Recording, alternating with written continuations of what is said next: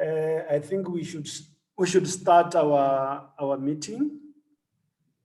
Welcome all to this important forum, which is basically intended to give space to all the champions in the 10 countries to sort of reflect on progress this far in implementing the two-pronged strategies of prevention around accelerating condom programming and also key population programs.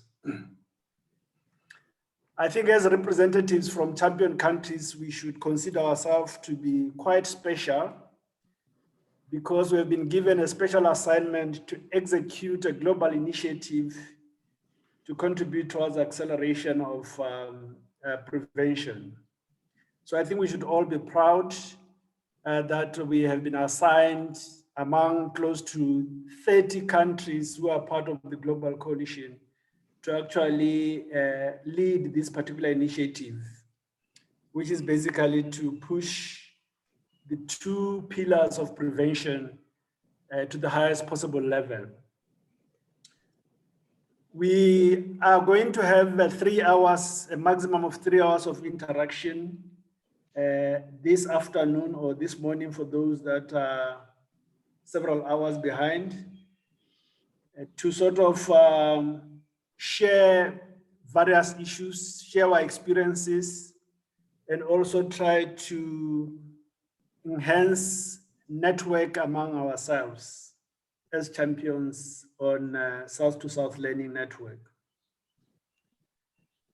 So without really wasting much time, I want to invite Paula from the GPC Secretariat, who is the team leader, to sort of welcome us to this important meeting and make some important remarks that will guide us the coming 3 hours. So Paula, the floor is yours. Over. Thank you, Innocent. Good afternoon, good morning, good evening. Welcome, everybody. Welcome to the first country champion meeting of the South to South HIV Prevention Learning Network. This network was conceived as a learning network for policymakers, program managers, and implementers, and as a means of exchanging knowledge and experiences to facilitate the sharing of good practices among peers, specifically good South-to-South practices. The overarching goal, of course, is to facilitate the uptake of best practices and to jointly figure out ways to address implementation gaps strategically and in the face of limited resources. As reflected in the UNAIDS World AIDS Day report at the end of last year, today it is really critical that we transform the way we practice combination prevention. We acknowledge that accurate awareness of implementation context is paramount in this task, and so your personal knowledge and insights are invaluable on the journey that we're about to commence, on the journey that we are on, to achieve our new and ambitious targets for reducing new HIV infections to fewer than 500,000 globally by the year 2025. So it's with this in mind that I welcome all of you country network representatives to this meeting. Without you, there would be no network. We wish to thank you very much for accepting the invitation to join this learning network and for being the pioneers of what we hope will be a more sustained and hopefully expanded task and activity going forward. So for this afternoon, we are really looking forward to hearing your reflections on your journey to date, to hearing your reflections on the programmatic self-assessments that you conducted, and to hearing your views on how subsequently we are going to implement the South-to-South Learning Network agendas for optimized condom and key population programming. So without taking up much more of your time, I'd like to give this back to you, Innocent, to conduct the rest of the meeting. And I'm looking forward to the deliberations going on.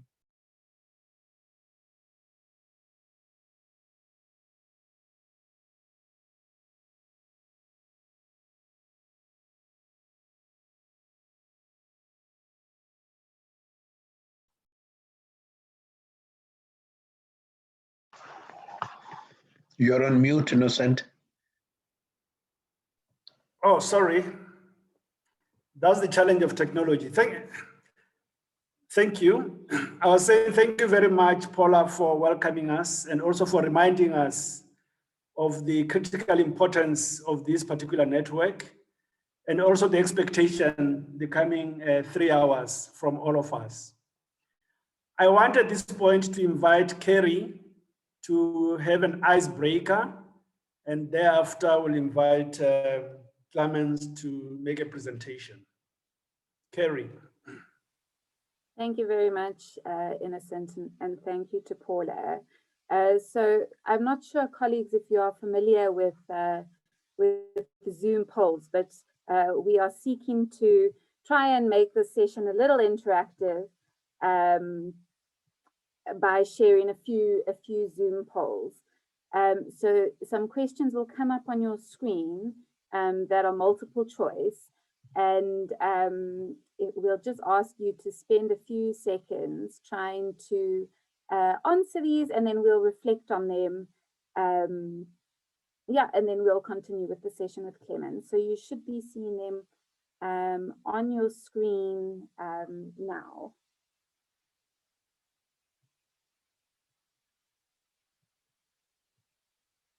So there are 3 questions. You can just go down and select for each one of them.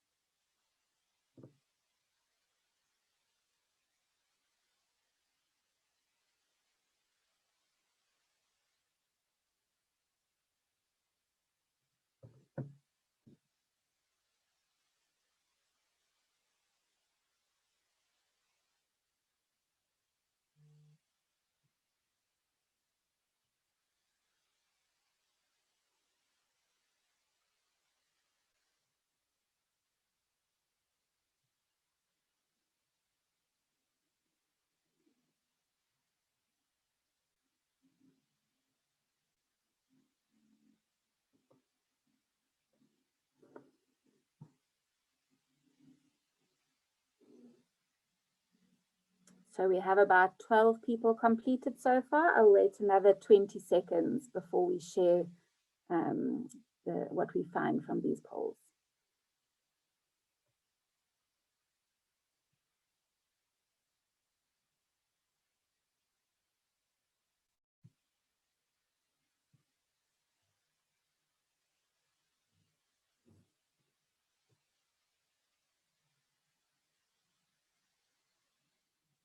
Okay, we're about halfway there with the number of responses that we have.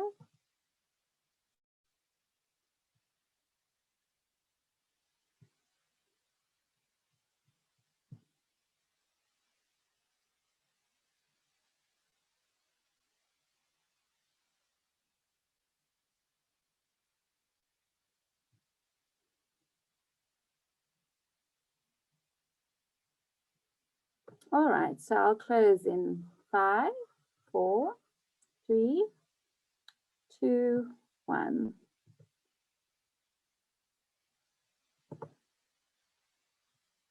So the questions that we asked we wanted to find out, in your view, what the greatest impediment to HIV prevention success is. The greatest majority, 70%, believe that it's due to insufficient investment in prevention. We then also asked, by when do you think we will end the AIDS epidemic? Many colleagues on the line believe we will be able to achieve the goal of ending the AIDS epidemic by 2030, with about 44% thinking 2050, and a minority believing we can do so by 2025. And the last question we launched at the start here is, what is the main reason you decided to attend the meeting today? There seems to be quite a split here. Some of the colleagues want to showcase the work of their countries, others want to hear from other countries, a number of members want to network and connect with their counterparts, and others would like to hear how the Prevention Learning Network can support them. 39% of colleagues are here for all of the above reasons. So that's wonderful to hear, since those are the objectives of the meeting. So let me thank you for participating. We'll do 2 more polls during the course of the meeting. And yeah, maybe we can now move on to the next presentation. Thank you, Innocent. Thank you very much, Kerry. And at this point, I will invite Clemens to share with us progress of the Global HIV Coalition on HIV, and also the way forward. I think this is important so that as we discuss in this meeting, we also understand the context in which this meeting is organized. So Clemens, do you want to quickly share with us progress and the next steps? Thank you. Over. Thank you so much, Innocent. And I'll briefly speak to global progress in prevention and the Prevention Coalition with a specific view to actually key population and condom programming issues, which are in the focus of the South-to-South learning network. So my talk is not meant to be exhaustive and will only be quick in addressing a few of the main trends. As you know, new HIV infections projected through 2020 declined actually to the lowest value since the early 1990s. However, the targets, the fast-track targets of fewer than 500,000 new HIV infections was missed. And if we had achieved the target, it would be moving along the blue line that you see on this slide. And actually, there have been 3.5 million more new HIV infections. Clemens, my slide, mine is not moving. I don't know about others. My slide is not moving. So we are still on the first slide. Okay. On my screen, they have moved. Let me maybe try to move out of the presentation mode. They're still not moving? It's moving now. It's moving.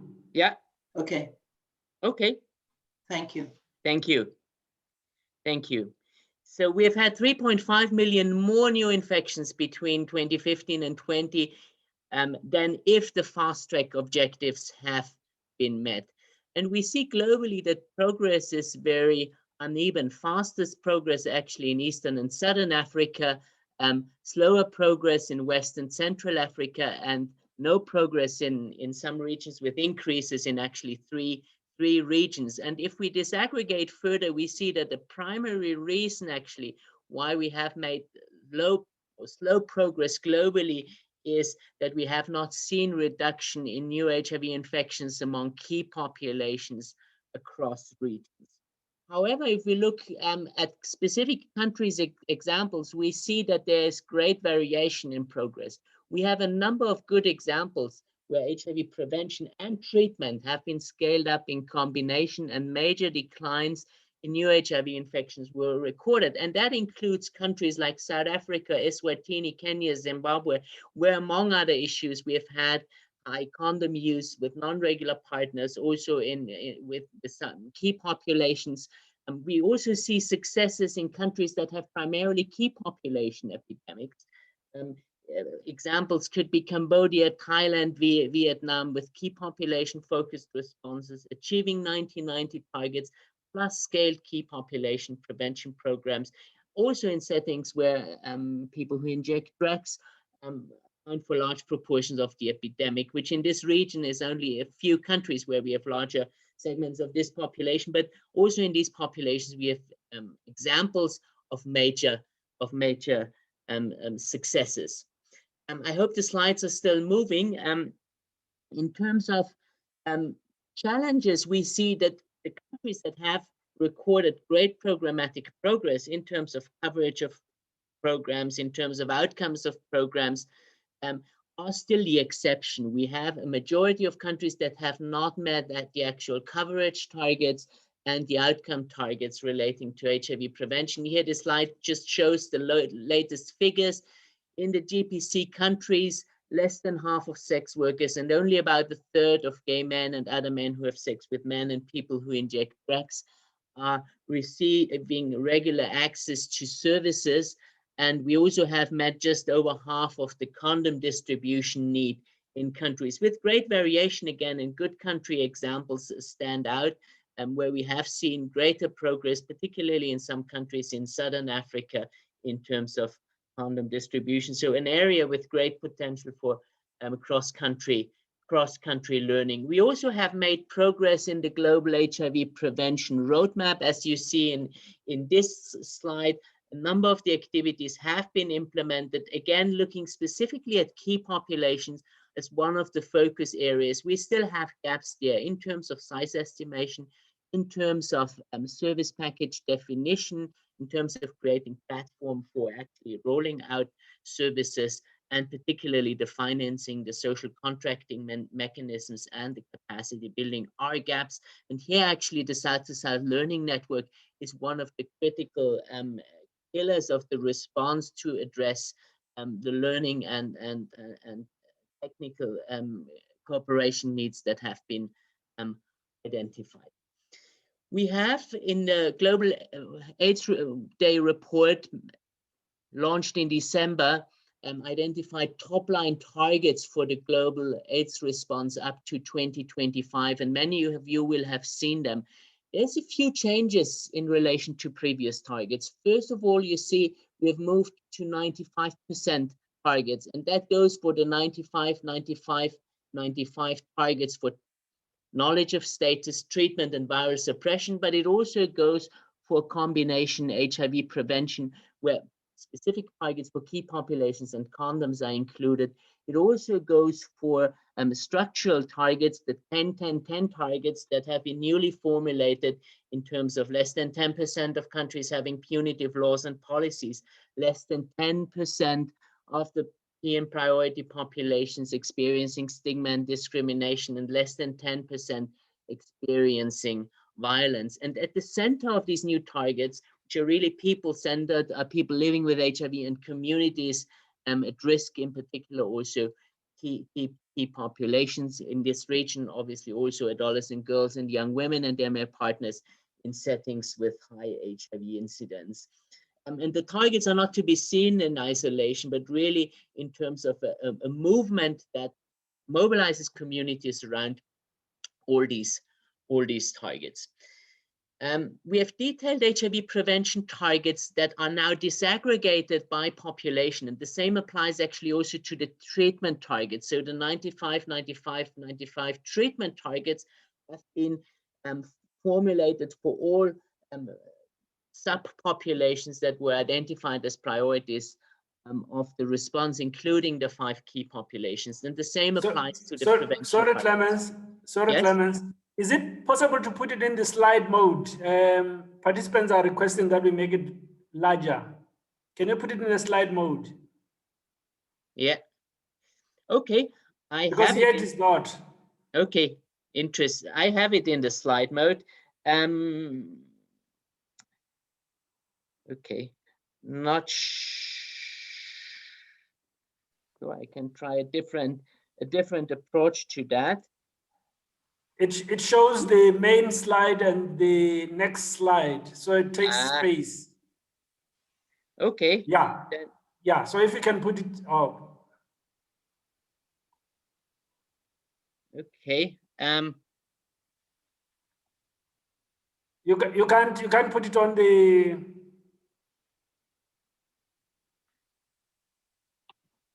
That's the best you can do. It's better than the first version.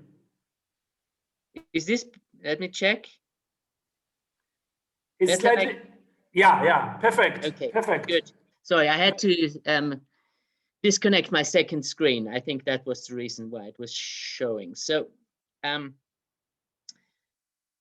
yeah, so we have disaggregated targets, and there's actually a change in how condom use targets have been framed. In the new targets, it's no longer condom use for everyone, it's condom use actually for people who are not using other services, including PrEP and people with a partner with known viral load suppression status. So it's a more differentiated target, still applying to people with non-regular partners, so people at higher risk of HIV for the general population and for key populations. Now, we also have PrEP targets, and they are now disaggregated by risk level in different locations, and other key population targets as outlined here for needle sharing, opioid substitution therapy, and other parts of the core package. And you see here similar targets for the general population, actually, including adolescents and young people in terms of condom, PrEP, and STI service use, and also other related targets, including structural targets in relation to education access and empowerment. Now, in terms of the impact of this target, it is anticipated that if we achieve the combination of these prevention, treatment, and structural targets, there would be a reduction of new HIV infections to less than 400,000 by 2025. Clearly, one key issue at the moment is the COVID-19 epidemic and response. We'd just like to remind you that we've also issued a number of guidance products, including one on condom programming and one on key population, and a whole lot of other documentation in relation to human rights in the time of COVID as well that could be relevant for your responses. A number of countries have actually reported that they have made specific adjustments, which you see here summarized in response to the COVID-19 epidemic and the measures that have been put in place. I think there will be continued need for adjustment throughout this year, and the existing products and approaches, including some innovations like virtual interventions for key populations, will be critical to consider as well. I'll close with a few quick reflections on priorities for prevention beyond 2020. Clearly, we need to scale impactful programs, especially for key populations, but also other populations, young women and men in locations with high HIV incidence, including obviously a focus on condom programming as well. Strengthen leadership by communities, complementarity of prevention and treatment, integrating emerging technologies, which can also be a platform for actually not only those technologies, but for promoting existing technologies as well in combination, accelerating action on legal and policy barriers. We need clearly reinforce advocacy for adequate financing, as we saw in this poll at the beginning. This is really a critical gap. It was a critical gap, as our data shows, in the last cycle of implementation between 2016 and 20, and clearly mitigate effects of the COVID epidemic. Now, there are some opportunities emerging in this context on the interface between the Global Prevention Coalition and the South-to-South Learning Network. There will be a new global AIDS strategy with HIV prevention in the focus, and high-level meetings where country delegates will participate and that can provide new momentum, including new political momentum. There will be a new Global HIV Prevention 2025 roadmap, and the targets that we just discussed actually will be operationalized. Global Fund grant making is ongoing, and grants are being operationalized, put into implementation, and these can be critical entry points for key population and condom program strengthening. There is actually a particular Global Fund strategic initiative on condom programming to be launched with particular focus on 4 countries: Malawi, Mozambique, Uganda, and Zambia, with potential for critical learnings and exchanges with other countries as well. And there's new momentum around tools and new intervention types for key population programming, including community-led services, a new focus of the Global AIDS strategy, trusted access platforms as a way to address different prevention, testing, treatment, and rights priorities through community outreach platforms and virtual space interventions, just to mention a few. Thank you so much, and I wish you all great deliberation, and it's really welcome development and wonderful that you joined this South-to-South Learning initiative, and I think we'll have great set of exchanges together.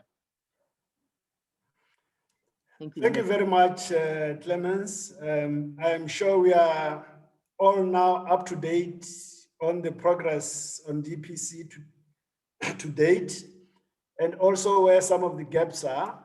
So I think as we discuss, we'll take that into consideration. Now, I want to take this opportunity to invite Kerry, who is from the SSLN Secretariat, to remind us once again why we are gathered here and take it from there. So Kerry, most welcome. Thank you very much, Innocent. So good morning and good afternoon. As other colleagues have mentioned, it's such a pleasure and a privilege to be with you today at our first Champions meeting. And today I have the responsibility to share with you a consolidated and brief progress update on the Learning Network. In around May or June last year, we were first in touch with you to discuss the Learning Network. And over the last 9 months, we have really journeyed with you through Zoom fatigue and COVID, multi-hour PSAT sessions and countless email encounters. And so being here with you today to share on the progress is really just testament to the resilience and perseverance on the network members. And so I am happy to share with you the following presentation. I was gladdened to look through the webinar registration list before this call and to see that there are some new country participants. And so with this in mind, I will very briefly recap a few principles of the Southside Learning Network, after which I'll share progress on the PSATs and the implementation of the learning agendas. I will then conclude with a few learnings to date before we hear from the country representatives themselves.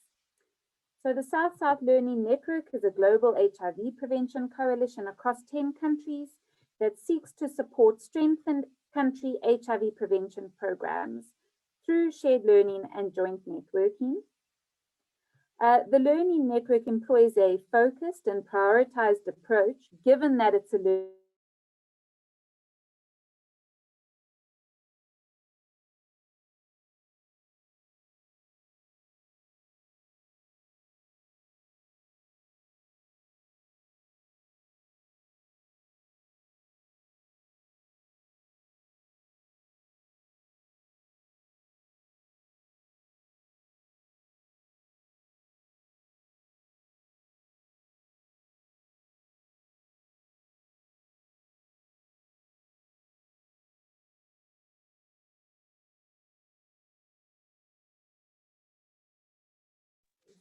for South-South learning.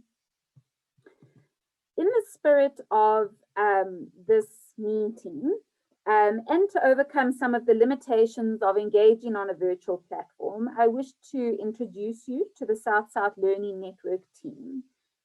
Many of you on the call might be familiar with your country leads, but here you will see the rest of the team behind the scenes managing and implementing the network. So this includes colleagues from Genesis Analytics, from our partner, the University of Manitoba, Chris, who's our condom expert, the really critical team from the Global Prevention Coalition, including UNAIDS and UNFPA, and of course our funder. So how are we progressing? This slide shows, sorry, can I just check, can you see the slides? Yeah, Kerry, the slides are gone. I think you'll have to reload the presentation. My apologies, colleagues, I'm not sure.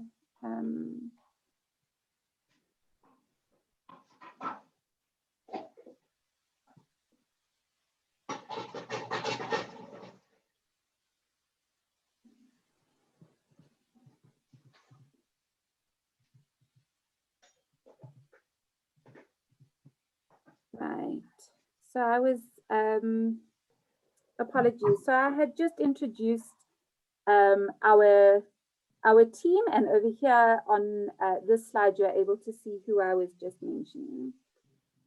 So how are we progressing? As I mentioned, sorry, when you had missed my slides, this slide shows an overview of the work plan for the South-South Learning Network. So phase 1 started by engaging countries and importantly, spending time building relationships with country members. It also included the completion and synthesis and analysis of prevention self-assessment tools. And I'm sure you can all agree it may have seemed a little tedious at the time, but it did actually provide a lot of valuable insights and actions, which are now being applied in the implementation phase. In the next phase, which we've just embarked on, we'll serve to provide in-country support, facilitate building of social capital across countries, and link countries with technical support. As I mentioned, countries began their journey by completing prevention self-assessment tools. And here's an impressive diagram sharing that all 10 countries have completed at least once, sometimes 2 or 3 PSATs. And this gives us a combined total of 24 PSATs that have been completed. We are able to view this together in an anonymized country portal. The link of this was shared with you all yesterday, and perhaps I can ask one of my colleagues to paste it in the chat for you again now. We then supported countries by synthesizing the PSATs into a narrative summary report and a draft plan of action with linked technical assistance needs, like you can see here for Uganda's MSM program. This was then fed into country-specific online portals, like you can see in the picture here for Ghana, where countries can access, download, and disseminate their own information in an easy-to-use manner. Now, the PSATs analysis was really critical to inform the activities and approaches for the implementation phase of the network, where we are now. It's helped to inform topics of technical webinars. It's helped us to identify best practices. It's helped us to identify mentoring arrangements across countries, virtual study tour topics, and documents that we would like to load onto the Southside Learning Network online repository of documents. Each country also now has a learning agenda, and this really draws on the PSATs of them and their peers. And this is what is being used to guide and track the implementation of the learning network. So far, a handful of the activities have been facilitated for Southside Learning Network members, aligned to the needs identified in the PSATs. So this included a webinar going back to basics of condom programs, and it was great to have all 10 countries represented on that webinar. So thank you for joining that. There was also a deep dive into adolescent and young key populations, which took place on Tuesday this week. And there were 2 sessions which ran on building strong foundations for a scaled and effective HIV response with key populations yesterday. Feedback so far is that there's a demand for the tools and guidelines that have been shared through these various forums with linked technical assistance. But what we also heard in terms of feedback is that the most interesting parts of these engagements thus far have been the country experiences that have been shared. And we need to document and share these for replication and learning. And the Southside Learning Network provides the opportunity for us to do that. The webinars flagged areas for further support. So for example, through the condom webinar, we also recognize that Zimbabwe, for example, shared their need for support and training on the CNET tool. Tanzania shared their experience of actually implementing it well in country. And so through the Learning Network, we are able to facilitate peer mentoring in this way. Another example is that South Africa attended the adolescent and young key population session and would like to engage further with some of the other country speakers, such as those from Malawi, as this topic relates to the writing of their upcoming Global Fund proposal. Something else is that Mozambique's colleagues we saw attended the session yesterday on building strong foundations for scaled key population programs, and we've already linked them to the Kenya team through a virtual workshop a few months ago. So there are many more opportunities emerging at every turn for the Southside Learning Network. And with this, I want to share my last slide with you, which is just a few of the learnings to date. The first learning from the implementation of the Learning Network thus far is that Southside Learning is about more than a process and a set of activities. It's rather about building relationships, catalyzing discussions, and supporting countries to allocate time for critical reflection. The second lesson is that self-assessments are critically important and offer a lot of value. We also recognize that they provide unique insights and tell a different side to the story that's captured through objective reporting. The third lesson is that PSATs can serve as a guide for engagement and to gather feedback, for countries to reflect on the quality of their programs and to inform meaningful priorities and actions. Lesson 4 is that there's a lot that's been implemented really well for prevention in the 10 countries on the Learning Network, but they are not necessarily documented and disseminated in a way that other countries can learn from and apply. Another lesson is that there does seem to be an ongoing gap in terms of social capital across countries, limiting shared learning and joint problem solving. And again, there is a need for a central repository as we recognize that many lessons are not housed in one space in a practical implementation focused way that other countries can learn from and apply. And lastly, and importantly, what we've learned is that for every activity and for every engagement facilitated through the Learning Network, more opportunities and more asks arise. And we really welcome and encourage this sort of approach. We would like to use the approach, including today's meeting, to help us identify and follow up on new ideas and new areas for learning. I'd also be interested, if you'd like, in the chat box to share with us some of the learnings that you have documented through your initial engagement with the Learning Network. So with that, I want to thank you, and I look forward to some of the country presentations. Thank you, Innocent. Thank you very much, Kerry, for sharing with us about the team that is involved in this work, sharing with us the progress to date, and also, most importantly, the lessons so far in implementing this initiative. We are going to move on, colleagues, because time is not on our side, but I need to remind you that we have, most of us will not have access to direct speaking right now, but we have options under Q&A and also under the chat to share our thoughts or our questions as and when we feel like doing so. At this particular point, we are going to have a short session on that will also be facilitated by, I think, Kerry, on getting to know Paul. So Kerry or any of your colleagues, you are welcome to facilitate this next short session. Thank you, Innocent. So again, this one will be quite short, and panelists, I have enabled you to vote on this one too. So we'd just like to get a sense of who is participating in this meeting, which constituencies you represent, which country you are from, and your prevention area of expertise. So if we could try and do this quite quickly, perhaps I will allow another 30 or 40 seconds, and then we'll share with you who is on the call, what the breakdown is, and you'll be able to have a better sense of who your peers are on this call today.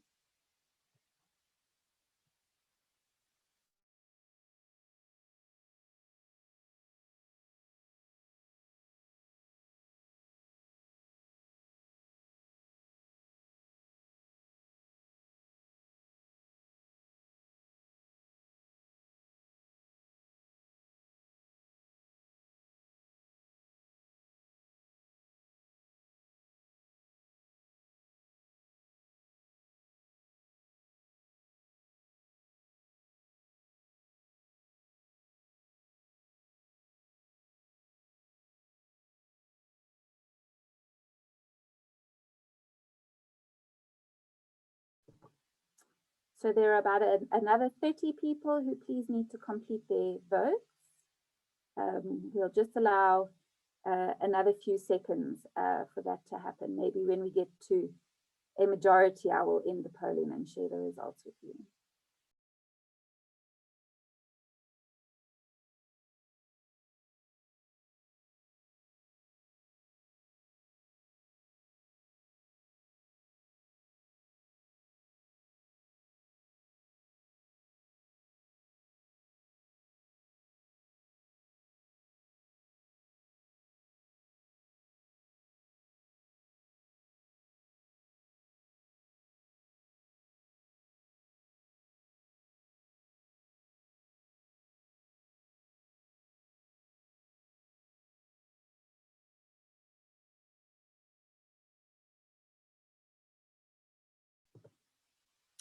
Okay, I'm gonna share the results with everybody.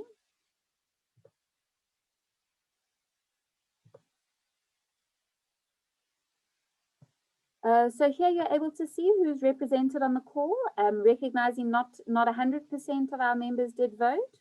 We seem to have representatives from the Ministry of Health, a large group from the NACS, civil society, program implementers, and development partners are all with us today.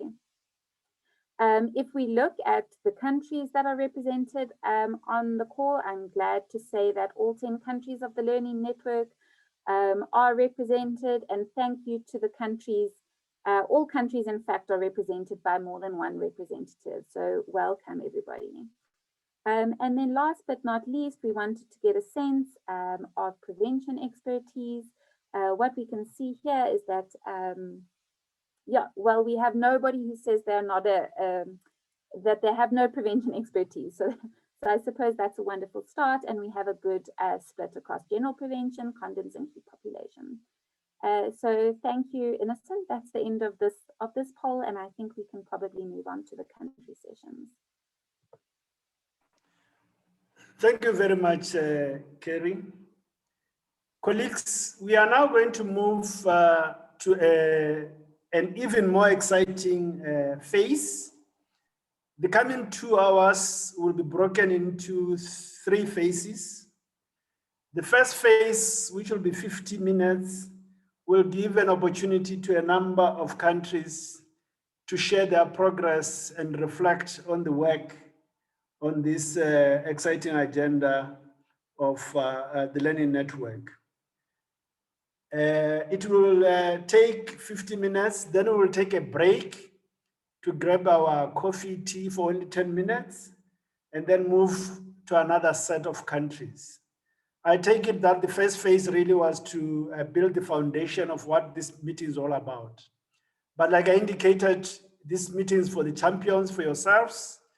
So we'll give you the coming 2 hours for you to really share your own experiences. And the first countries will be facilitated by Janet Musimbi. So at this point, I'll invite Janet to lead us for 50 minutes, no more, no less, before we can take a 10 minutes break. So Janet, you are most welcome to facilitate the session on country progress and reflections. Over. Thank you so much. Thank you so much, Innocent.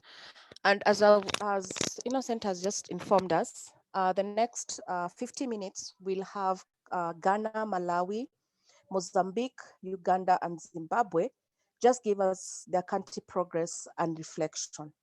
And to start us off, we try as much as possible to use the Q&A chat so that then we'll be able to ask questions. It will be active participation. We'll try to make sure that we have maybe a short session after all the presentations have been done, just to ask any key burning issues. So we'll start off with Ghana, and I'd invite Bruce Egbert to please present on behalf of Ghana. Karibu sana.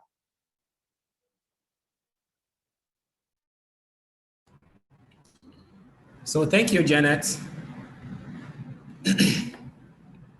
And good day, colleagues. Good afternoon, good morning, wherever you may be. So for Ghana, I'm presenting on behalf of my team, a wonderful team, let me say. We had a great time doing this for the country. And so if you can go to the next slide, let me introduce them. So we had a cross-section of stakeholders in HIV prevention programs and activities on board. We had the Ghana AIDS Commission represented by Dr. Fred Nanapoku. He's a technical director there. We had our UN counterparts as well. So we had UNFPA and UNAIDS on the country team. Then we had the Ghana Health Service, the key health service provision implementer, represented by Claudette, who is with the Family Health Division, as well as Kwajo Kodria Owusu, who's with the National AIDS Control Program. Then development partners, I represent one, JSI. We are implementing the Care Continuum project which is currently working with the Ghana Health Service to achieve a joint strategy to achieve epidemic control in HIV/AIDS in Western region of Ghana. Lastly, but the most important, are our community colleagues, Senor Wosonu of Maritime Relief, Precious Life Foundation, and then Kofi Diaba of WAPCAS, a major NGO implementer from Ghana, currently working on several global fund projects. So these are the members of the team, and as I've mentioned, the key stakeholders: Ghana AIDS Commission, leading Ghana Health Service, local civil society organizations, and then supported by international development partners, and of course, supported by the UN systems. Next slide, please.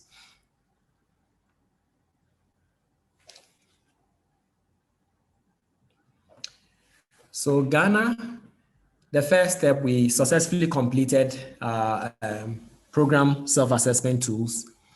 Let me say it was an interesting exercise. It's an intense activity, but it gave us a lot of time to really reflect on what we are achieving or we are doing in the country, and then where we need to do more.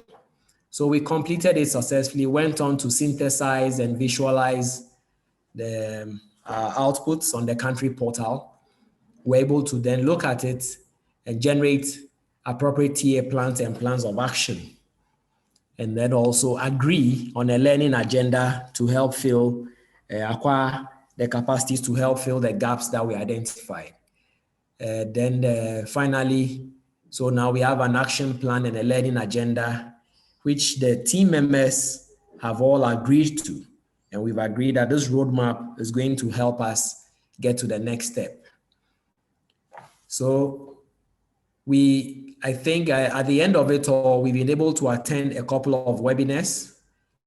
These started from the 17th with the condom programming webinar that we're just informed about.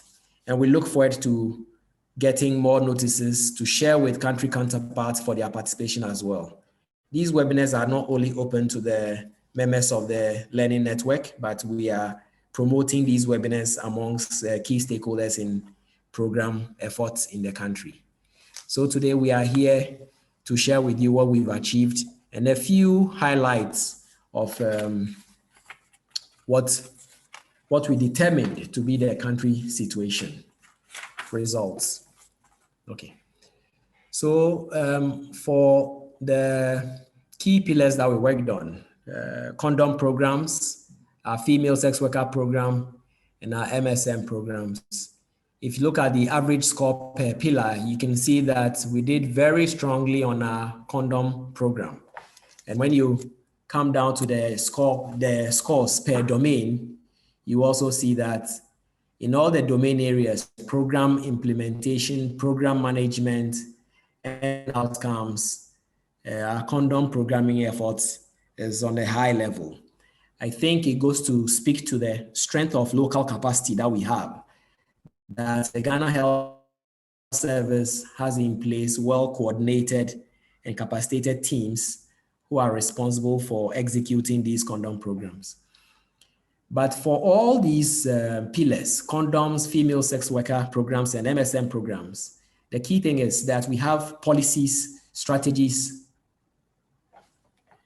We have policies.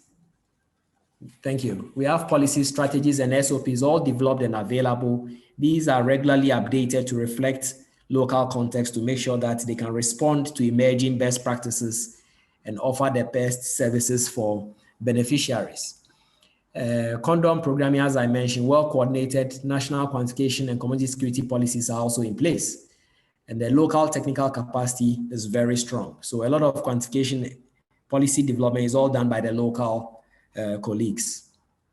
The greatest bottleneck for our KP program is the non-integration of several other services, so that when KPs attend facilities, they don't have a one-stop shop kind of situation. And with all the stigmatization that goes on, getting referrals, moving here and there for other services become problematic, and it's an economic challenge as well. So integrating these services will be very helpful to the totality of service provision that we want to achieve. There's a lack of peer and beneficiary monitoring among the various programs. So a lot of times you find a program being implemented. Eventually, the monitoring of the program is by the implementer or more often than not by the funder through a contractor. But how did we have the beneficiaries themselves evaluating programs and then speaking and further informing program design and execution? Then an unstable legal environment. Yes, whilst we have laws supportive of human rights, we have laws too that are that criminalize certain behaviors. And so there are several instances of abuse of these ambiguities. And then that further leads to poor access to services by affected populations. Our greatest bottleneck for condom programming is currently inadequate social behavior change campaigns, communication campaigns. So there's poor awareness and there's poor uptake of use. So then also we currently have a largely donor funded and reliant program. So male condoms, female condoms, lubricants are all provided by donors. They are largely provided by donors. We currently don't have lubricants and female condoms in the system. And as I said, because we are donor reliant, we have to work with donors to get some into the system as soon as possible to support condom programming efforts. Next slide, please. So for us, our priority next steps.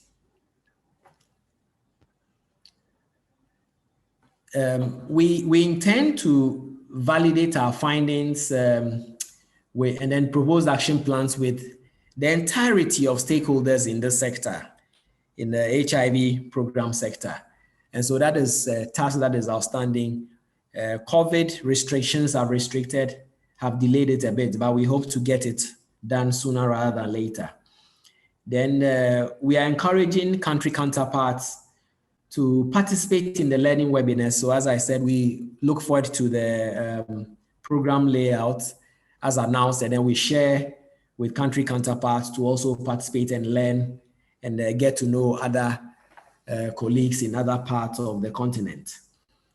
We've identified what we need TA for, and we hope to obtain the TA to achieve an awareness and roll out an awareness package on intimate partner violence. We hope to conduct research to establish IPV prevalence in the country.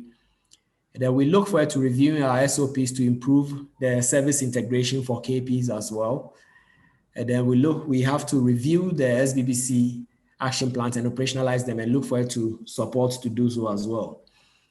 One key thing is for all these things, we need funding. As I mentioned, there are a lot of things that are donor reliant. So in country, Ghana AIDS Commission has a law to support funding, resource mobilization, and we hope to work with them to identify funding channels and obtain resources to realize all their funding plans. So we aim to use the identified champions to advocate for and operationalize the HIV/AIDS fund for their country. For us as a team, this whole experience has been enlightening and empowering. And it's offered good opportunity to do very deep introspection and allow us to agree commonly on where our programs are failing, the challenges that are confronting our programs. And then we are therefore now being able to identify priority action items to address the gaps that we've identified. This exposure has raised awareness about existing capacities on the continent or international level that we can tap into to assist with our challenges. And it also helped us to improve our counterparts. It also helped us to improve awareness about ongoing programs. And we are very grateful to the whole team, Farhan, Maria, Kelly, Dr. Green, the whole team for the wonderful technical support throughout the process. We are grateful. So thank you all. And we look forward to any questions. Thank you. Thank you. Thank you so much, Bruce, and we thank you for the presentation from Ghana.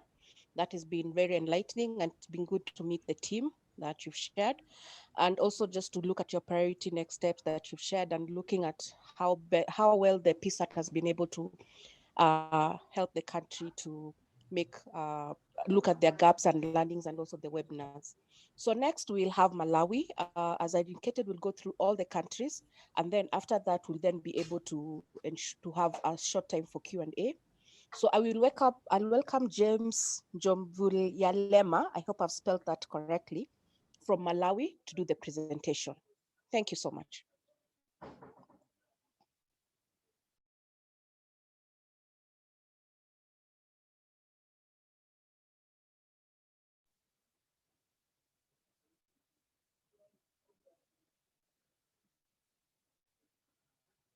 James from Malawi, please. Yes, can you hear me? Yes, we can. Thank you. Okay, welcome to Malawi.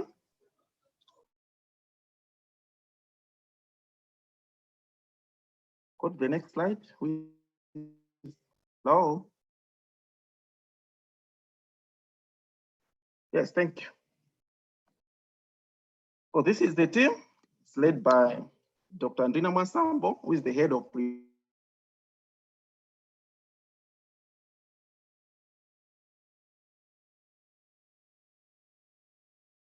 Prevention and Management at National Health Commission, the HIV Prevention Officer, and also responsible for Tandem Joya from NFPA, Philip Nkandawile from Population Services International, Modesta Kasawa from Family Planning Association of Malawi, which is a local NGO that does a lot of sexual and reproductive health programming, including condom programming. And then we have Mr. Ozi in the development of HIV and AIDS in the ministry. And we work hand in hand. And he's also my colleague in terms of champions for the condom programming. Then we have Ellen from UNAIDS, Dr. Alfred Shumba from NFPA, and the director in the Ministry Department of HIV and AIDS, Dr. Rose Nilenda, and our CEO, that's Dr. Andrew Gonani, is also part of the team. And the other key stakeholders, like FHI 360, they also do a lot of condom programming and lubricants, and focusing on the key population, that's female sex workers, MSM, and transgender community. Pakache Institute for Health and Communication, they are more focused on programs related to female sex workers. And we had Palladium, they had HP Plus projects. This organization has helped us a lot in terms of policies and the strategic documents on condom programming. So they are key partner. Then the Female Sex Workers Alliance, they are our key partner as well, mainly on condom distribution among their peers. And SS Care Foundation is a new organization, and also they do condom programming.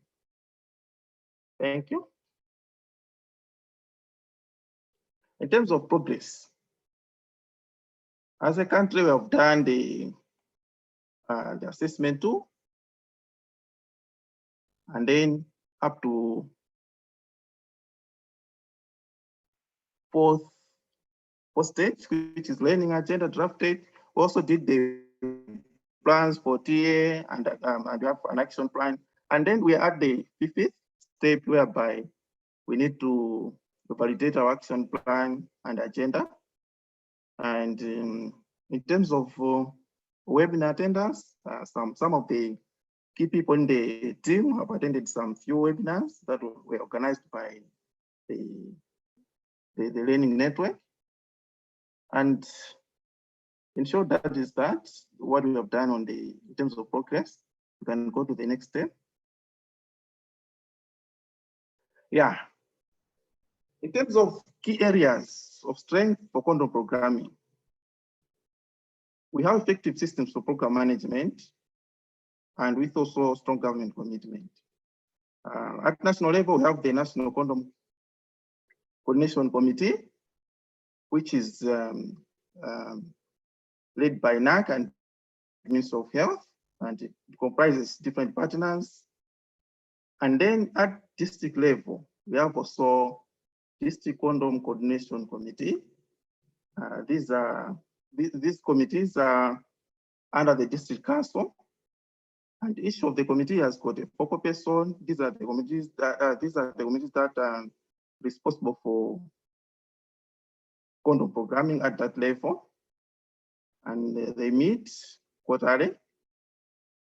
We also developed M&E tools, reporting tools that these people use to report to the national level. So there are strong committees at district level, and they comprise of different partners, just like at national level. So in terms of programming, and then monitoring system. Previously, we didn't have tools for monitoring. Now we have tools, and we were able to track distribution of condoms, mainly the socially marketed and the public free condoms. And also we have commitment from the donors like Global Funds supporting us on condom programming.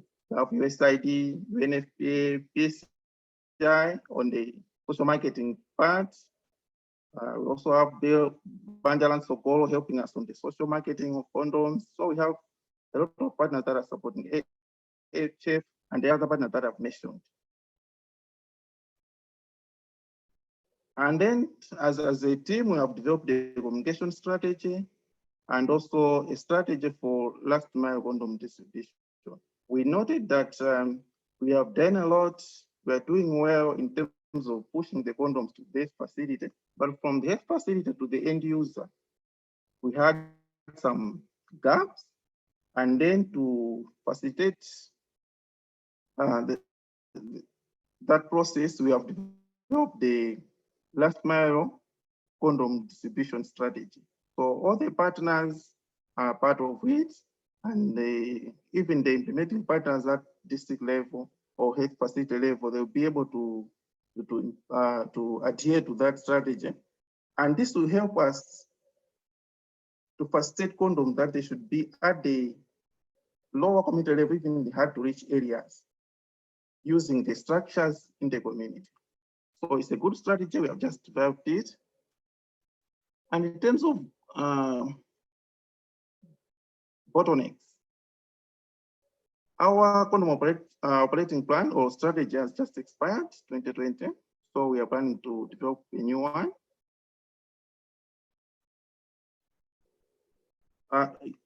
Including the HIV prevention strategy. So as we are developing the HIV prevention strategy, we also be developing the condom strategy and operation plan, which is part of the main HIV strategy. So these things will go concurrently.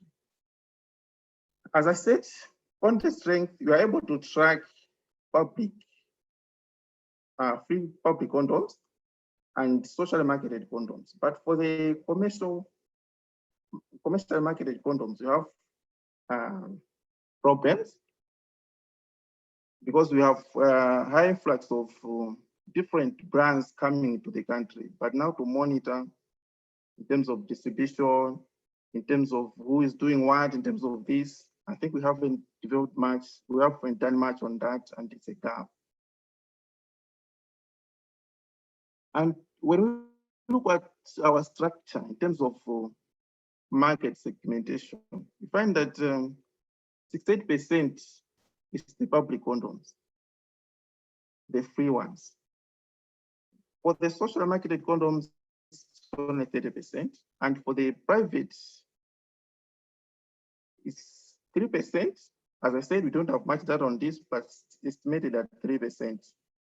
So we have a lot of public free condoms because we rely much on the subsidy, the donors. But when you look at the HIV, new HIV infections, they are mainly high in the urban areas. And in urban areas where we have people who are mostly use the social marketed condoms and the commercial market condoms. So we need also to balance the market so that where there's more need for condom should be high in terms of the balancing between the social marketing and the public free condoms. And also we have problems in the quality testing. As a country, we send samples outside the country. So if we can also develop this area, we'll be able to test our own, do post-market surveillance, even post-shipping testing. We should do it in country instead of sending the samples back to other countries for testing. Just to mention that we have only done the condom pillar. We're here to start the key population pillar. So in terms of average score per domain, we are doing better, at least 4.1 in program implementation, program outcomes, and program management. So this is the area that I also mentioned that we at least we have done better in this one, in these areas.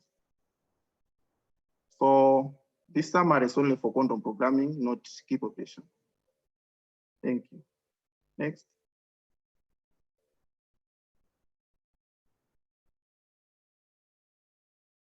So as I said, our next step is to develop a condom strategy. But in this strategy, we'll make sure that it's very strong in terms of commercial marketing and social marketing.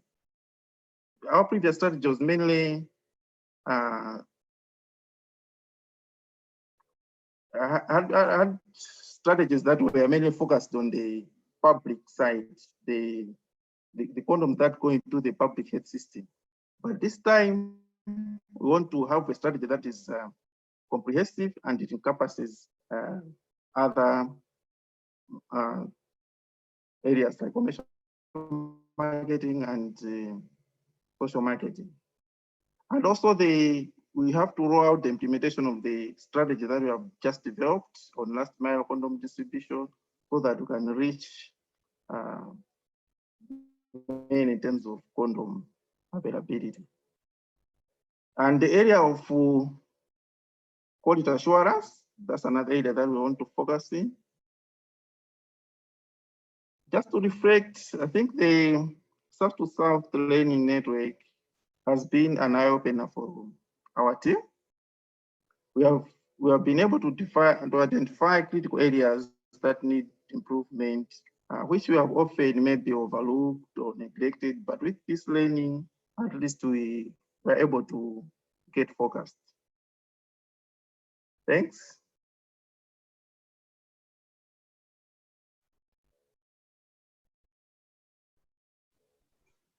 That's the end of our presentation.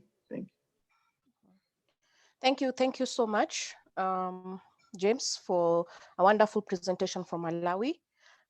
We see that I know you only focused on the condom pillar, but great lessons can be learned from that. I can see even from the chat, someone saying that they need to learn about your communication strategy and your last mile distribution. That would be great. I'd like to remind all the participants, kindly make use of the Q&A area, ask questions there. And the different countries, please just have a look and be able to answer some of the questions. I can see there's a question about the PSAT. There's also a question from Malawi, what challenges you faced in completing the KP PSAT. And as we do that, I can see that there's some hands that are raised, but I kindly request we finish the next 3 presentations, then we can open up the plenary. Thank you.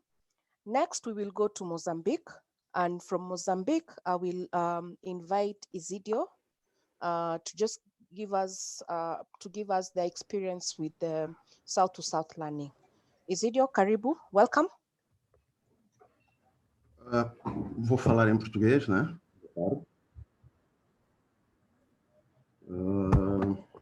Eu ainda esta manhã estava a falar com a equipe da África do Sul, porque estamos aqui com um pequeno problema de timings. Então, não vamos fazer uma apresentação como tal, porque irei falar apenas daquilo que é a experiência, mas sem apresentar os dados que seriam necessários ser apresentados aqui.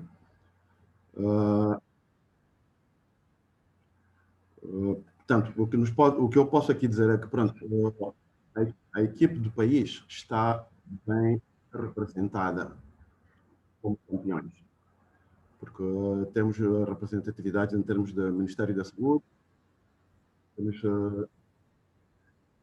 temos o Conselho Nacional de Combate ao SIDA, temos a sociedade civil, temos instituições de marketing social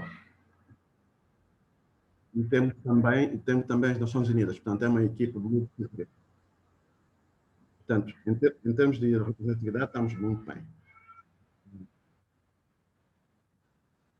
Tivemos só este problema em termos de timing para a produção da informação, mas acreditamos que próxima semana poderemos meter, portanto, a ferramenta, pelo menos do preservativo, essa para a semana já estará conseguida e poderemos submeter. Em termos de participação em eventos aqui, participamos, portanto, naquilo que foi o webinar que foi realizado, onde fizemos a disseminação necessária para ver se trazíamos todos aqueles atores possíveis para participar no webinar e tivemos essa participação. Portanto, acho que conseguimos nesse webinar. Hoje estamos aqui nesta reunião dos campeões. Infelizmente não estamos todos, mas estamos também representados.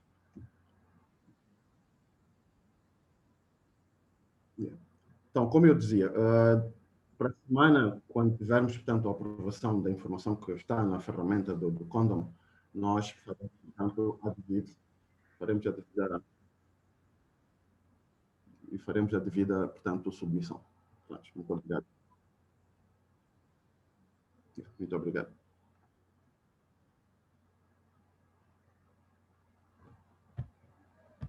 Thank you so much from Mozambique. And we've noted that you've been able to be part of the webinars that have taken place, and you've been able to mobilize and bring participants together to this.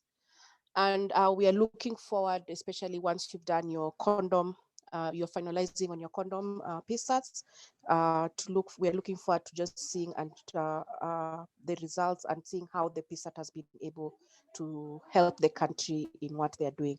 So next we will go to Uganda. And I will welcome Dr. Daniel Byamukama. Please welcome for your presentation on behalf of Uganda. Thank you. Good morning, good evening, everybody. I am Dr. Dan Byamukama. I work with the Uganda AIDS Commission. And I will present on behalf of the team. Next slide, please. So that's a team.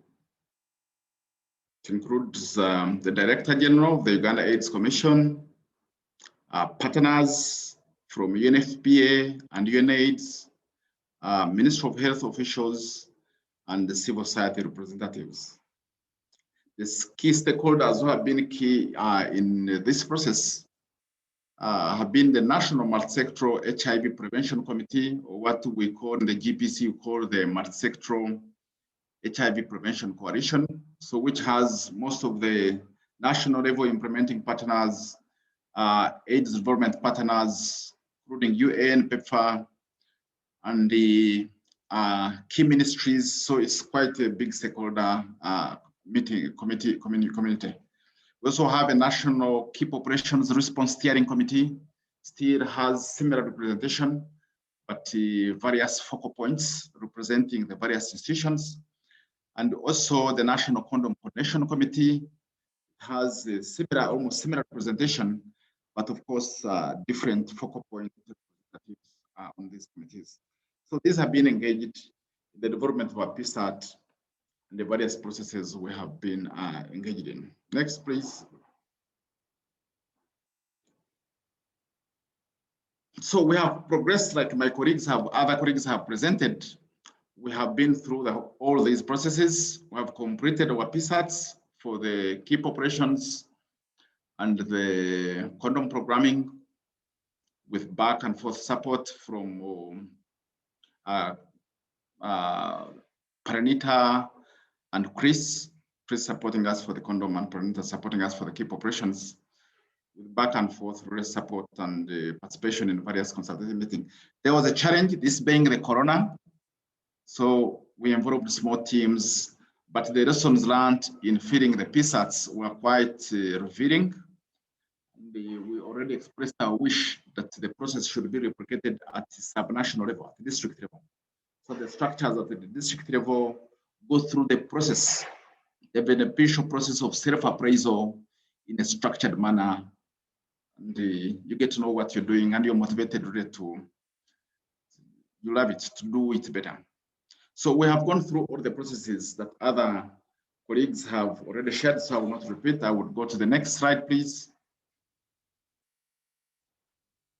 So our result summary is, as you can see here, condoms, we appeared to score a bit better, 3.5. I was surprised Ghana was scoring much better, above 4. And the MSM 2.8, female sex worker 2.7. And the average score per domain is as seen down here. And on program management, program implementation, and so it's as you can see, and program outcomes. So the key areas of strength for key population program response is in clinical care. So we find that the protocols and policies are all in place to guide HIV testing, treatment, and PrEP for the key population communities. We also have commitment from key development partners.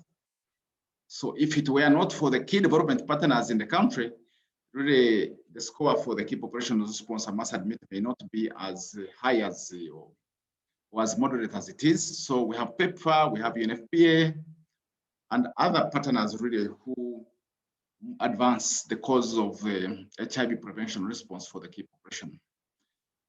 We have expanded engagement of key populations. Most of those committees I shared actually have representatives of key population committees, representatives of key population communities. And so they are quite engaged in various forums.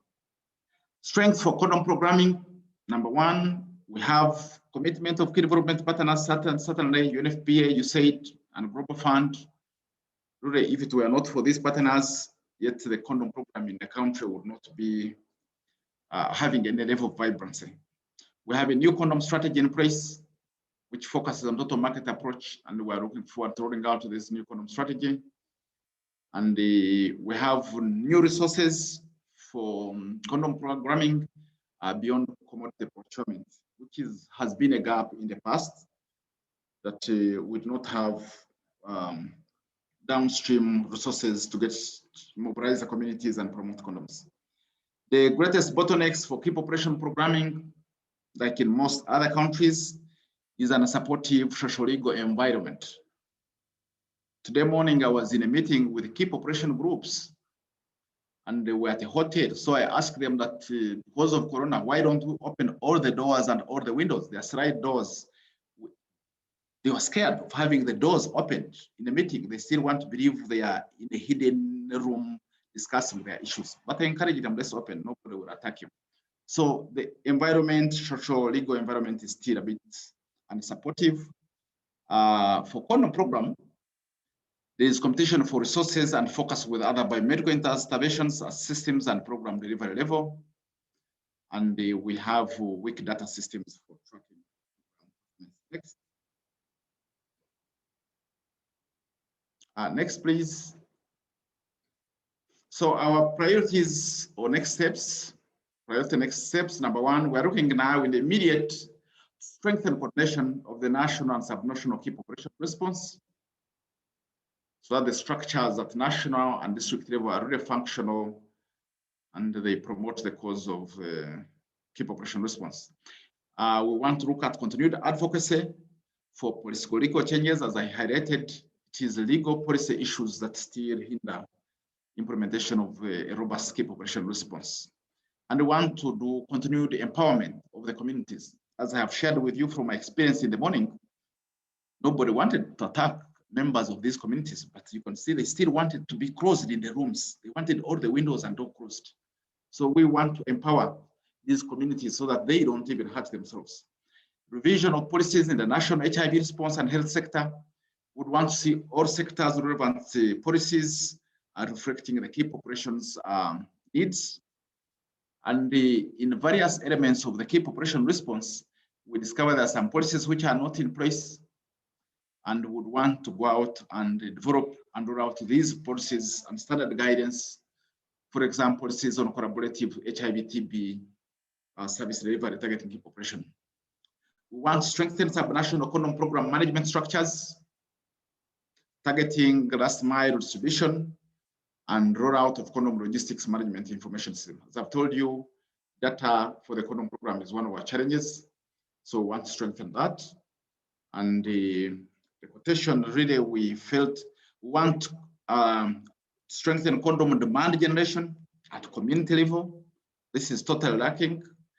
And the implementation of the total market approach principles. Currently, we still see the rich using the free condoms, the condoms that should have been for the disadvantages. So we want to streamline systems to make sure a total market approach is really a meaningful total market approach is implemented. So participating in the South-South running created a necessity for us to stop. We have been on the treadmill, busy working out, without really stopping to reflect on what we are doing and how we are doing it. So this opportunity created a necessity for us to stop and first reflect and evaluate what and how we have been conducting business, and understand how we can address gaps in a deliberate, guided manner, in a structured way. The PSAT really broke down the program into meaningful elements that can easily guide your self-evaluation, and we admit the process was quite revealing and extremely helpful. I thank you all for listening. Thank you so much for representing Uganda. That's another rich presentation that has come in from Uganda. And we can see that this process has been really useful for them, that they're even willing to have the same process go down to the sub-national level. So as we go to the last presentation for this session, I take this opportunity to invite Zimbabwe. Sylvester from Zimbabwe will present on behalf of Zimbabwe. Please continue using the Q&A section. After this, we'll have just a few minutes for some clarifications and some questions. Sylvester, welcome. Thank you, Janet. Hello, everyone. I am Sylvester, making this presentation on behalf of the Zimbabwean team. Could you move to the next slide, please?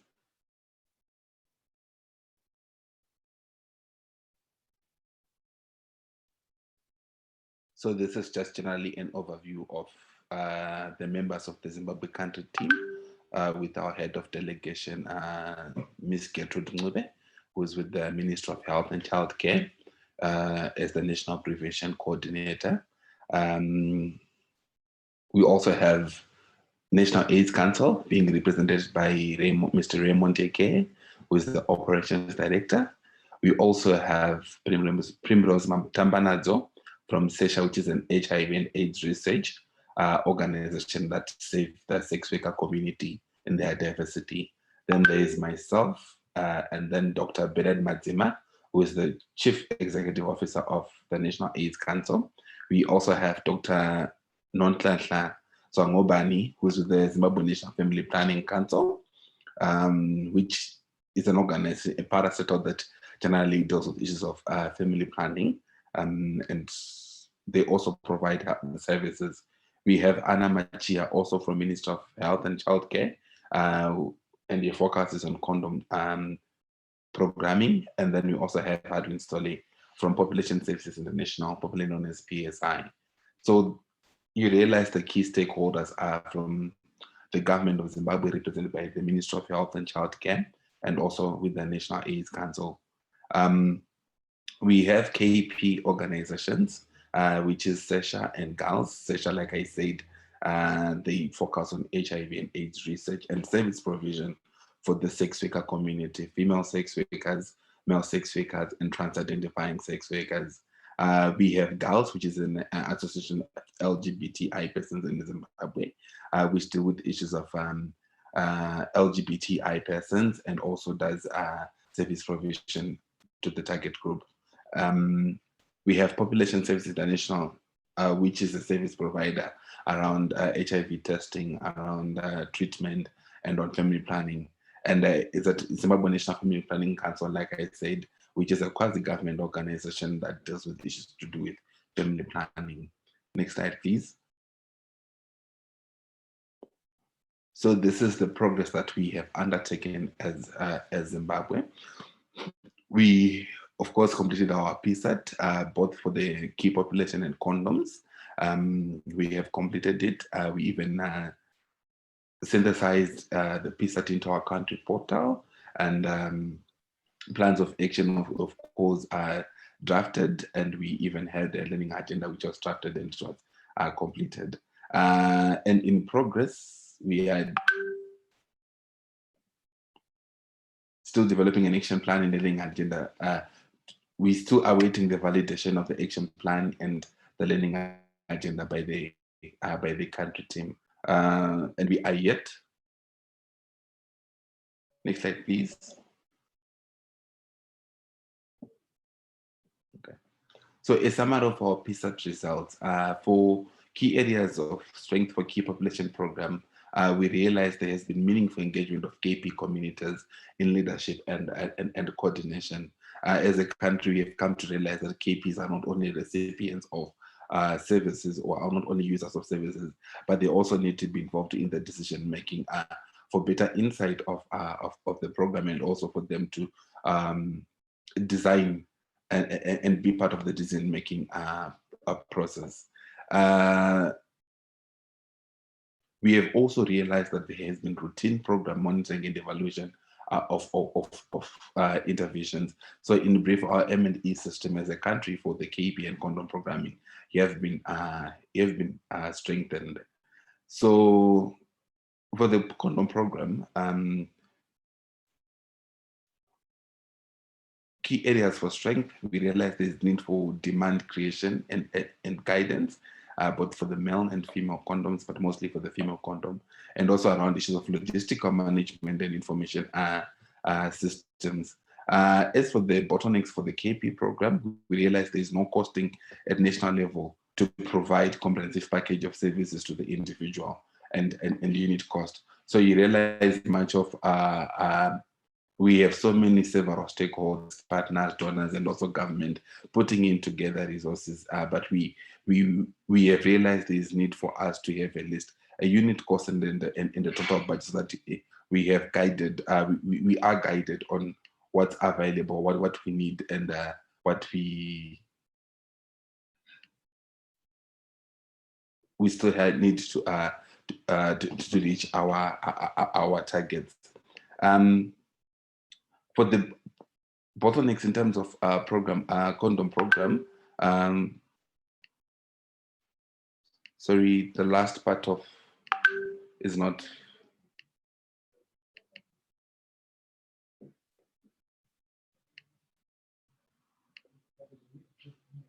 So for the condom program, we realized we're still relying heavily on historic data, and this is in somehow affected our estimation.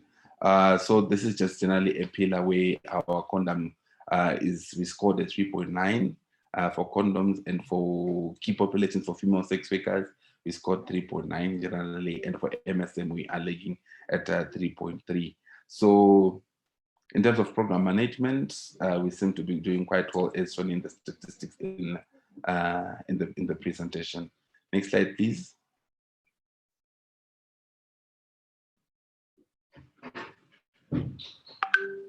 So our next steps are to strengthen costing at national level. to provide comprehensive packages for services to individual cost as well as national costing exercise for KPs. So we're looking forward to have estimates at individual cost for each category of key population groups. So you realize that key populations are not a homogeneous group, and we have seen that some uses and some needs are peculiar to other groups, others need more, and others need less. We are yet to adopt the UNS tool for condom needs quantification and also do a training, although it has been adopted, but we're still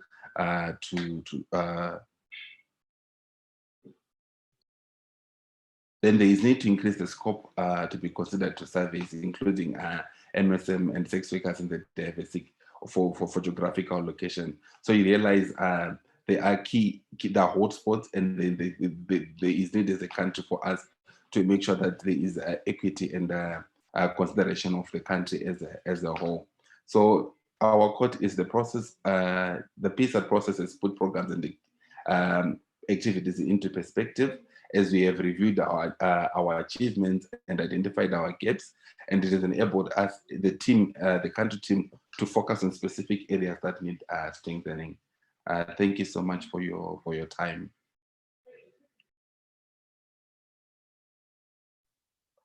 Thank you so much, Sylvester.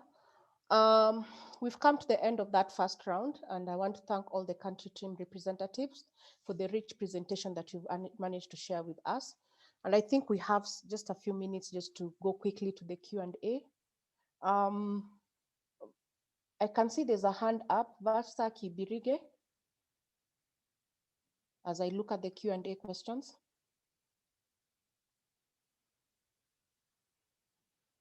Vasta Kibirige? Okay.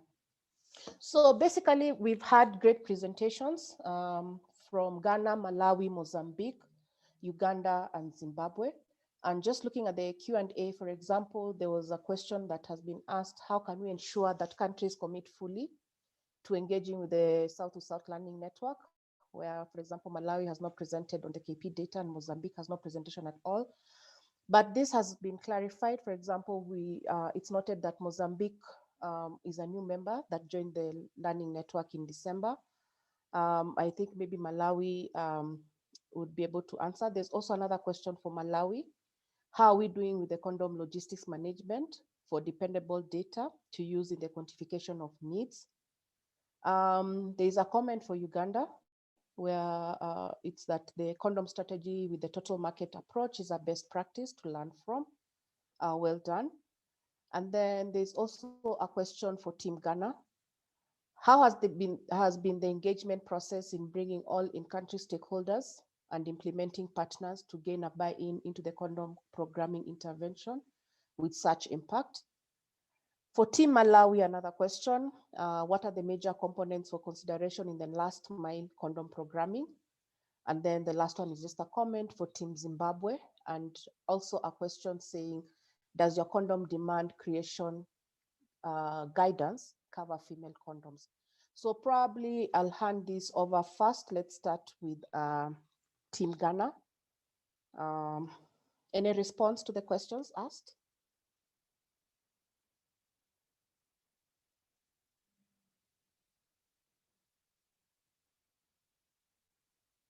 From the Team Ghana, how your engagement process has been in bringing in country stakeholders and implementing partners. Is there, but I can see there's someone typing. Yeah, I think they're typing the answers, so yes, probably they'll type in. Please. What about Team Malawi? Anyone who would like to respond? Or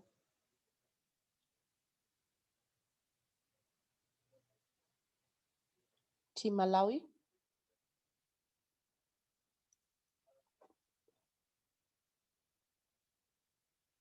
There was one: what are the major components for consideration in the last mile condom programming? I don't know, James, would you like to answer, or anyone from the team?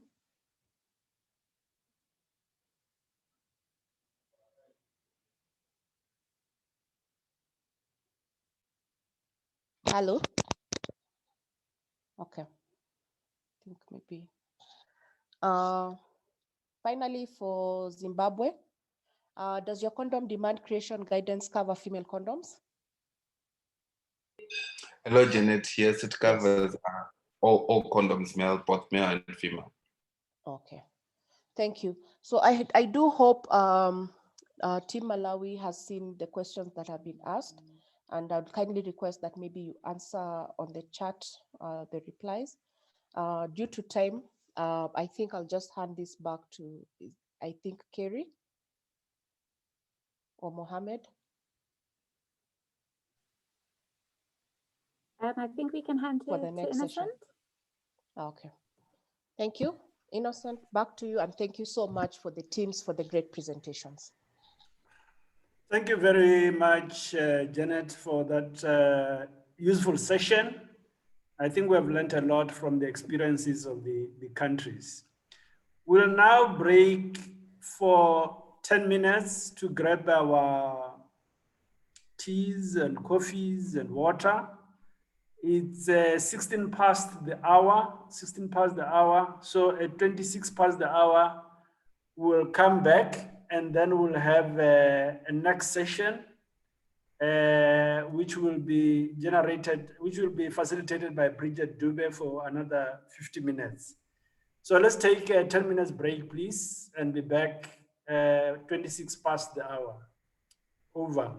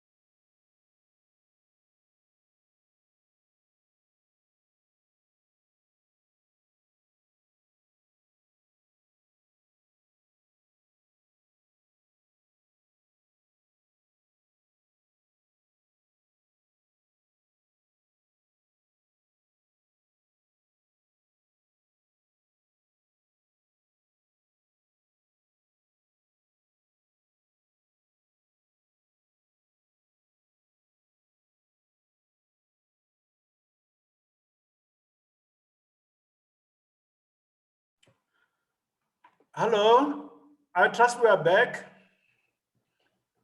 It's 27 past the hour, and I want to hand over to Dube to facilitate the coming 50 minutes. Over. Good afternoon to you all. It's afternoon here in Ghana. I'm happy to facilitate this next session. So we'll start with, there's been a slight change in the order of presentation. We are going to have Nigeria present first, then we move to South Africa, and then we'll look at the next presentations. We hope that we'll have something from Zambia, but for now it's not certain. So just a few clarifications. We will have all the presentations like we did for the previous one before we discuss our questions and answers. So I would suggest that if you have any suggestions, if you have any questions for clarification, please put it in the chat box. So for now, we would go to Nigeria. Dr. Fonke Oki is the head of Community Prevention Division, Department of Community Prevention and Care Services. Doc, we are ready for you. Thank you very much, Jane. Thank you to the panelists, to the South-South Learning Network members. We're glad to be here. My name is Fonke Oki, and I'm representing the team from Nigeria. Next slide, please.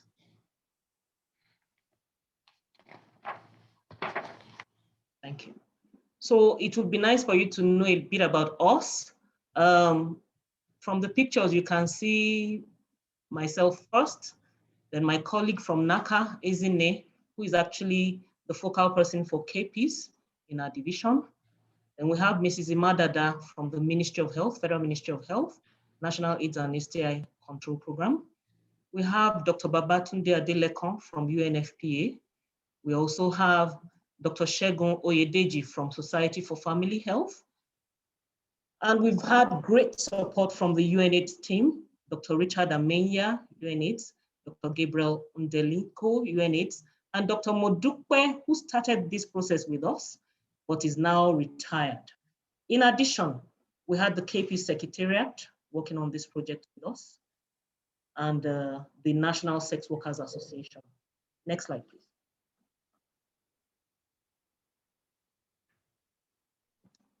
So just like the others, we've gone through the completion of the PSATs, a very rigorous and exciting process. We have synthesized the results of the PSAT, and we have the results on the country portal. Technical assistance plans have been developed with plans of action. The learning agenda has been drafted for Nigeria, and the TA and action plan, including the learning agenda, have been validated by the country team. We have also attended webinars in the past, and actually this is our first country champion meeting. We're sorry we could not attend the one in November. Next slide, please. So let me just say, for starters, we can see our results for the country. For condom pillar, we scored 2.9. For the MSM pillar, 2.6. And for the FSW pillar, we scored 2.5 out of 5. Also for program management, we scored 3.5, 2.6, 3.0. Program implementation, an average of about 2.7. And for program outcomes, we also had an average score of about 2.2. As a country, we decided to be very hard on ourselves and to look at the program from the national standpoint. So even though we have great programs going on, led by IPs, led by our partners, we felt that any program that does not have a national spread and that is not available to every Nigerian, to us, we felt that we had not yet done enough, and that in order to make us do more, it would be better to score ourselves in a very strict manner so that we will improve on our program and ensure that our programs are available for all Nigerians. So in that wise, I'll start from the key areas of strength for our key populations program. For the policy environment, we adopted the combination prevention approach, and In Nigeria, we actually developed a document 10 years ago, minimum package prevention interventions. And that is what has guided our prevention programs in the country, tools that are used to monitor that particular document. In addition, for the policy environment, we developed specific guidelines in the country for MSM, for FSWs, for PWID, for prevention. So we had those implementation guidelines developed. We completed the development process in 2020. But for the FSW, we had a document since about 2014. So for FSWs, we just revised the document in 2020. In addition, and this is the biggest one for us in the country, we have a harmonized national service delivery guideline for KPs will conclude by March 2021. A human-centered design approach, and we have all the 5 categories of KPs that are recognized globally involved in the program. I'm referring to MSM, PWID, FSW, people in closed settings, and the transgender populations. Under the Global Fund program, we also had the needle syringe program piloted in the country, and we're currently scaling up. Under that same program, we had the naloxone program for drug overdose piloted in Nigeria and being scaled up presently. In addition, adoption technical working group established, and we had curriculum developed for training and training guidelines produced. As a result, many trainers, we had training of trainers, many trainers for the NSP have been trained, and they are available to train those at the state level. PrEP is being administered to KPs and discordant couples in Nigeria, and at the moment we have more than 16,000 KPs on PrEP.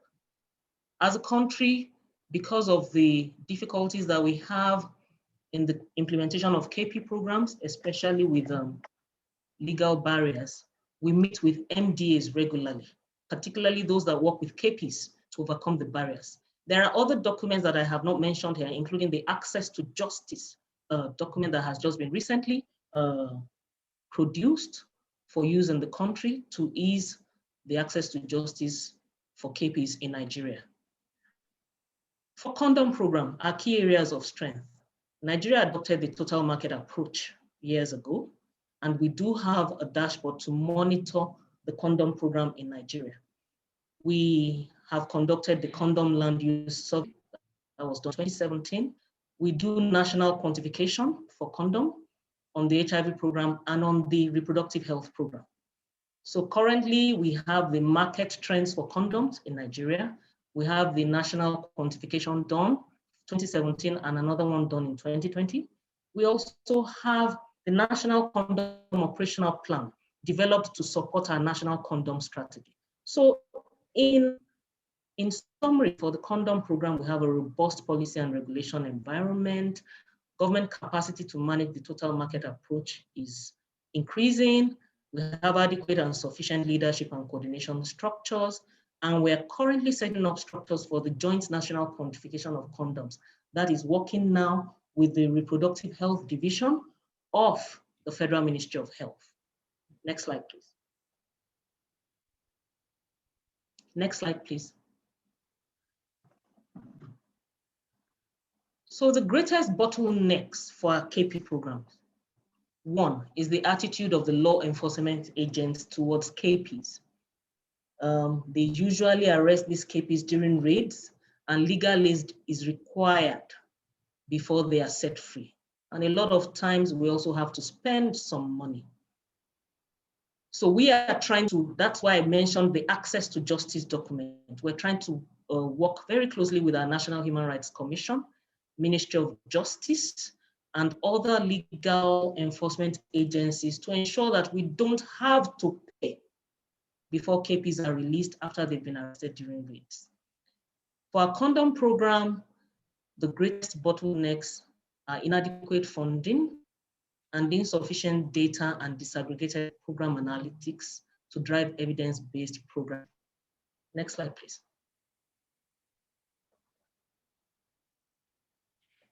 Next slide, please. Thank you. So our next steps would be to strengthen what we already have and to fill gaps. And to achieve this, we'll be strengthening the combination prevention interventions for key populations and adolescents and young people. We'll be scaling up PrEP generally in the country, particularly amongst very vulnerable AYPs that also practice risky behavior. We will facilitate increased access to condoms and lubricants. We will continue meeting with ministries, departments, and agencies that work with KPs to overcome barriers. We plan to achieve the 95-95-95 targets by 2025. We want to achieve the first 95 by promoting HIV self-testing. Not only that, we're also going to promote index client testing, sexual networking testing, and every other strategy that would help with the first 95.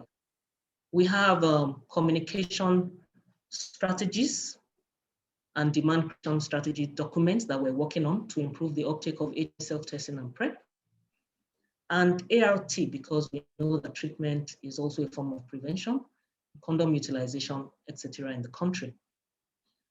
At NACA, we have two main things that we're looking at in the control of HIV and AIDS, and that's epidemic control, usually through retention and care of all KPs currently on ART.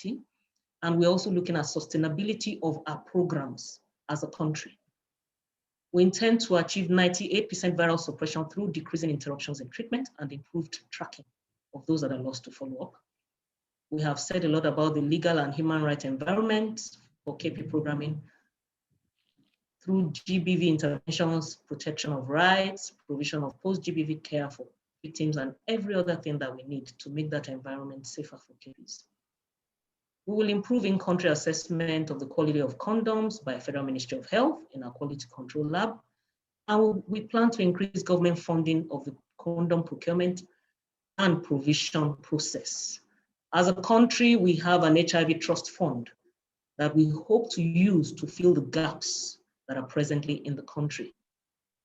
As for our reflection on being part of the Southside Learning Network, we must say that as a country, we see this as an eye-opening, thorough and objective process of self-assessment that helps us to have a well-defined and purposeful program with clear, smart objectives.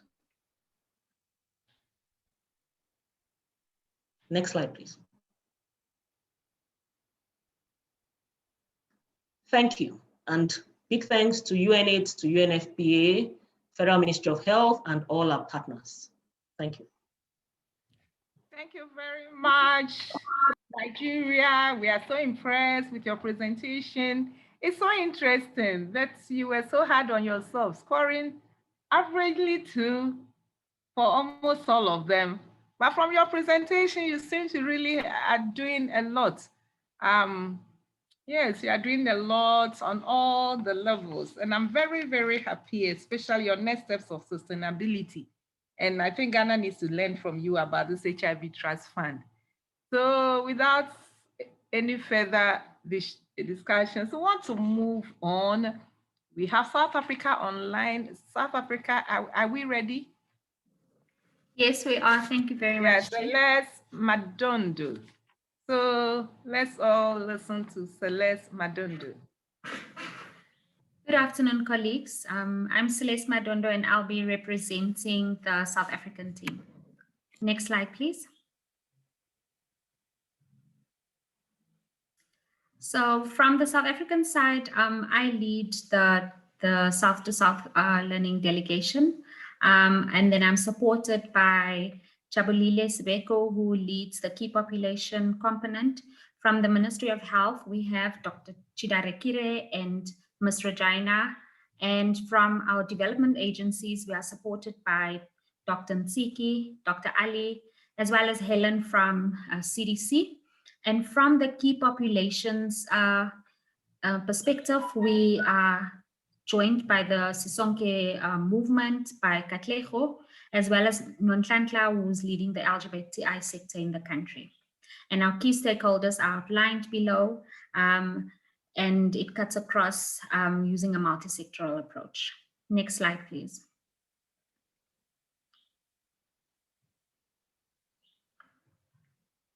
So South Africa has completed all the phases, and we are at the stage where we are currently validating specifically our key populations KPP set, our PSET, and it comes in our slides for what we are planning to do with that. But just as all the other countries, we've already completed all stages, and we are currently at the champions meeting with you all. Next slide.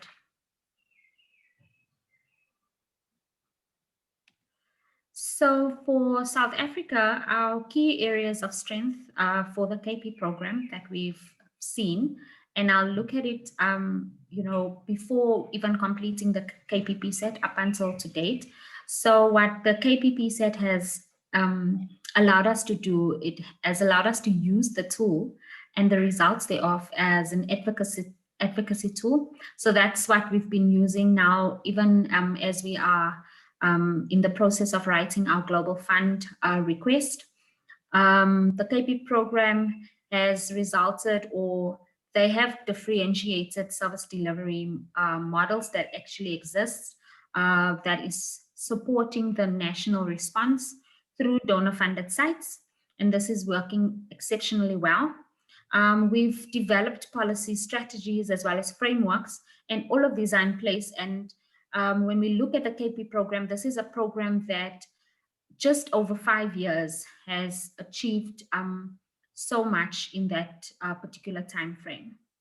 When we look at our condom program, we do have a sustainable market, and as you can see, we actually scored a 5 for our condom market, or our condom PSET, and it's due to the sustainability of our condom market.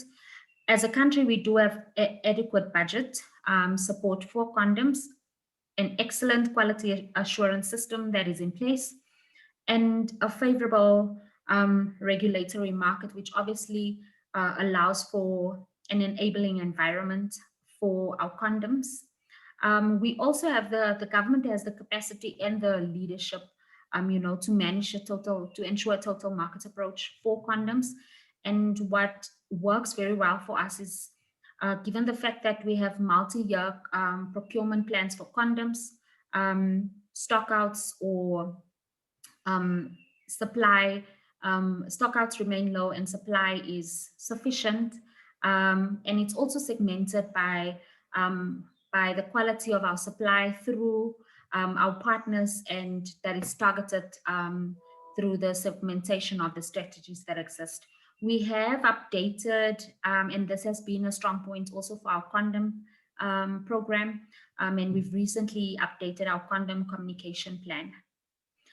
For our bottlenecks, what we continue to see, when we look at our, just balancing out the policy related matters, especially when you look at key populations and you want to balance those out with the reality of actually achieving your 95 targets, we see that those are not aligned, given the stigma and discrimination that still exist in the public health sector. And also, like when we look at other areas such as the police and in those sectors, we do find that overall stigma and discrimination is still rife. It is impacting on the program, and it does cause a bottleneck, and this obviously leads to a low numbers on ART, as well as clients that are virally suppressed. For our greatest bottleneck in our condom program, where we are currently trying to look at ways in which to improve it, it is identifying robust strategies to measure condom use. Next slide, please. So just for, as a country, our key next steps includes a virtual tour that we are embarking on with the network that will focus on, the key population program, just showing you the strides that we've made from inception. And I'm saying, like, in the past 5 years up to date, to see how this program has grown and how significantly the teams have contributed to ensure that we all work towards the HIV response and reduce our incidence, especially amongst key populations. We are revitalizing our condom TWG. We are implementing the condom communication plan, the new one that I just spoke about, and the messaging that we have identified now will be more targeted and specific to at-risk populations. So it won't be just general messaging, but we'll also dive deeper into having more targeted messaging. We also reprioritizing our financing for key populations, which is a very key element for us.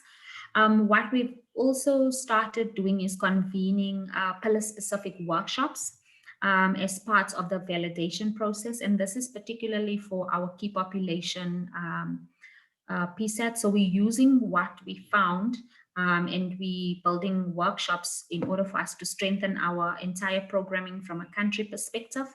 We are strengthening our clinical sentinel sites, and this is also to include regular visits.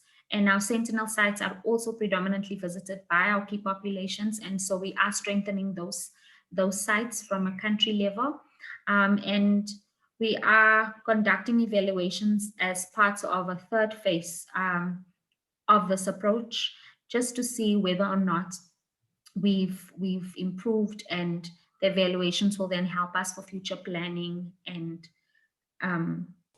strategies. So from the country perspective, our quotes and reflections include that the South-to-South Learning Network has provided us with an opportunity to reflect and re-strategize. So we've had the opportunity to critically reflect our programs from a national level and see how it meets and how it leads to actually, closing the gap on the national response. It has assisted us to focus on aspects that were left behind, such as STIs and TBs, especially among key populations. And it has also guided us in the development of targeted condom messaging. So I would like to thank, next slide please, but I would like to thank the team who has contributed and the team that is constantly working on this. Thank you. Thank you very much, Celeste. Yeah, so from her presentation, we also see the wonderful things that South Africa is doing. I really like the bit that the PSAT already they have started using it as an advocacy tool, which is very great. And they are working on condom sustainability, the market, and then the communication plan. They also have bottlenecks like the rest of us, but then they have robust measures as next steps. So we really are very happy that this whole PSAT has been useful to all of us. So colleagues, we now move to the next presenter. We have Kenya online.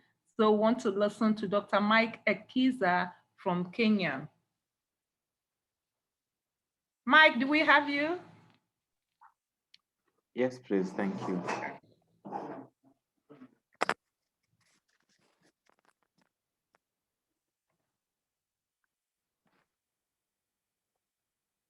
So thank you everyone for having us. Just to confirm that you can hear me.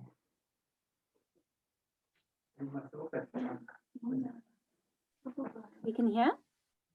Thank you very much. So I have the privilege to present this on behalf of our team Kenya. I'm Dr. Mike Ekiza. I head the county HIV program, one of the counties in Kenya, but I also head the team of county program managers and chair the team in the country. And so work closely with the national mechanisms as well as the Council of Governors. Next slide, please, introduce our team. This is Team Kenya. Our team lead, Helga Musyoki, leads our Key Populations Program at the National AIDS Control Program, NASCOP Kenya. We have Ruben Musundi from the National AIDS Control Council, together Job Hasewa. We have Solomon Wambua from the Key Populations Consortium. We have Lillian Langat from UNFPA, and our very own Gloria Bile from UNAIDS Kenya office. It's a great team, just mirroring the stakeholders we have. We have our vast key population constituencies. We currently have around 290,000 estimate key populations across the four divides. So we have representations in our stakeholders team. We have the key population expert mentors and the condom technical working group members. As mentioned, we still have the national and county and international government representatives running from UNAIDS, NAC, NASCOP, and the county governments. Next slide, please. As our colleagues have highlighted, we are up to date. Now we're here in the county champion meetings.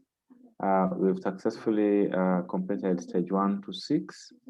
And of course, all these are based on a very good foundation of the prevention self-assessment tool completed and synthesized and visualized, and all the way to the learning agenda shared, validated in the stakeholders forum.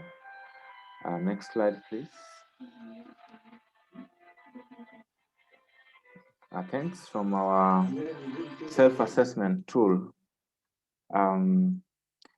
We scored ourselves honest. We didn't underrate ourselves over, and we find stronger mechanisms around FSW and MSM. We are weakest at condom programming, and this still goes even for the domain areas.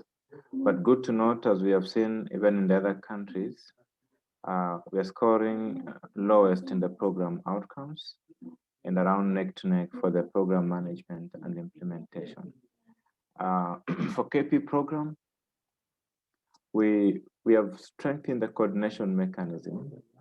Our KP stakeholders coordination is the strongest in our Kenya country HIV program and puts together all stakeholders.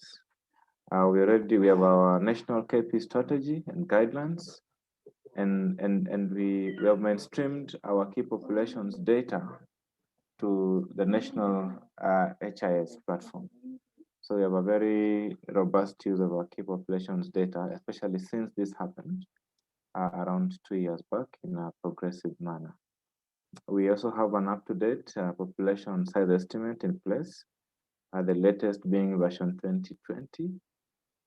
We have about 290,000 KP estimate in the country, with about 2/3 being female sex workers. And we have a reach of around 240,000 of this population. In key population, in the condom programming, we have a national condom strategy in place and a vibrant condom technical working group. Though quickly to add on our bottlenecks in the condom program is that we, like most of the countries, we still have an over-reliance on the public sector, about 60% and or more, and still a majority of that being donor funded at 60%. And our greatest bottleneck in KP programming is a recurring shortage of lubricants, especially for the MSM population. And we have a challenge and a bottleneck on viral hepatitis.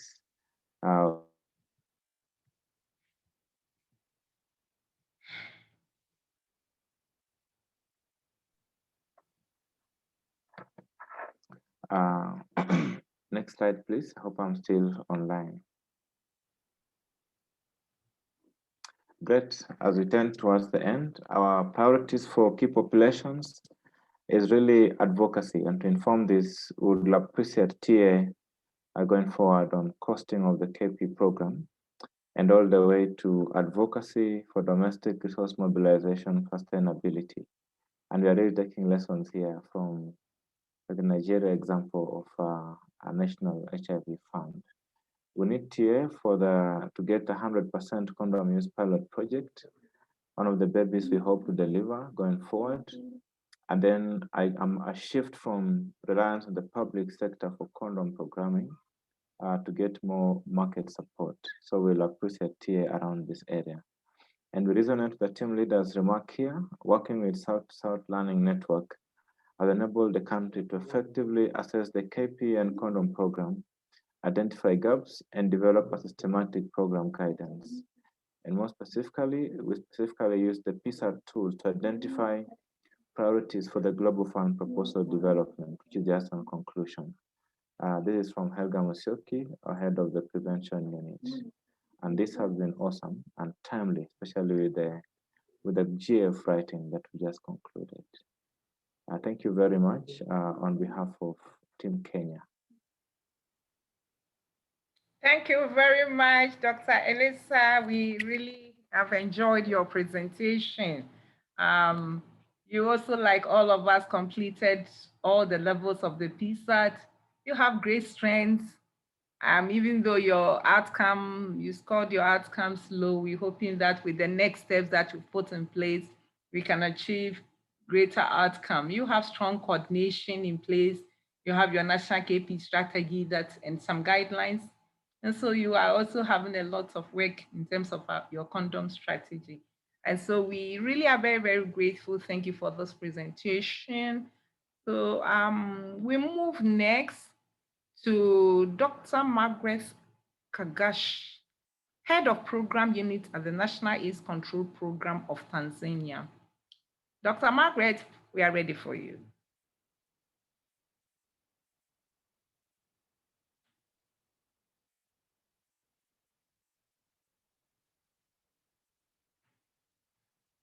Do we have Dr. Margaret online?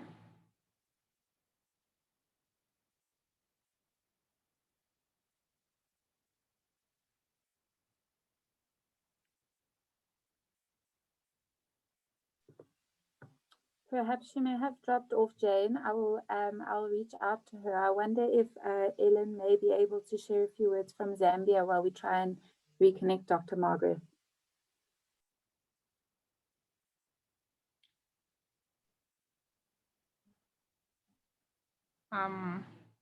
So do we move to, please, what do you suggest? Looks like Tanzania is not ready.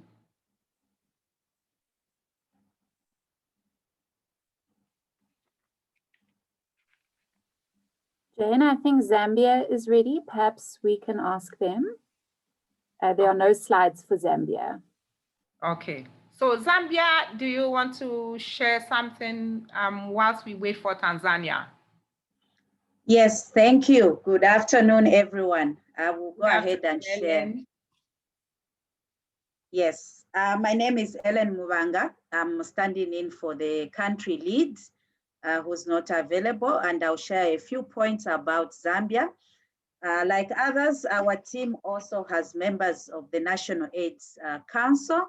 We also have the UNAIDS, UNFPA. We have civil society organizations that include the KP organizations as well. And I think we do have members attending the champions meeting right now from the civil society organizations and the cooperating partners. So for Zambia, we have completed the PSAT exercise.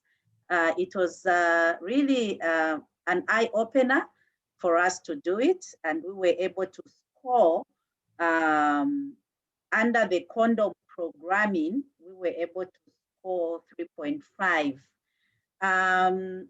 In terms of program management, program implementation, and program outcomes, our lowest was around program outcomes. And as a country, it brought us to the point of looking at what are the key areas that we need to focus on. I don't have the numbers for the KP PSAT, but I would like to say that under the KP program for Zambia, we have made significant progress in that we have an established KP technical working group that is functional and meets quarterly. And we also have a consortium of various KP organizations basically to promote self-coordination for the KP organizations that are working in Zambia. Under the KP program, the key bottlenecks have been the data.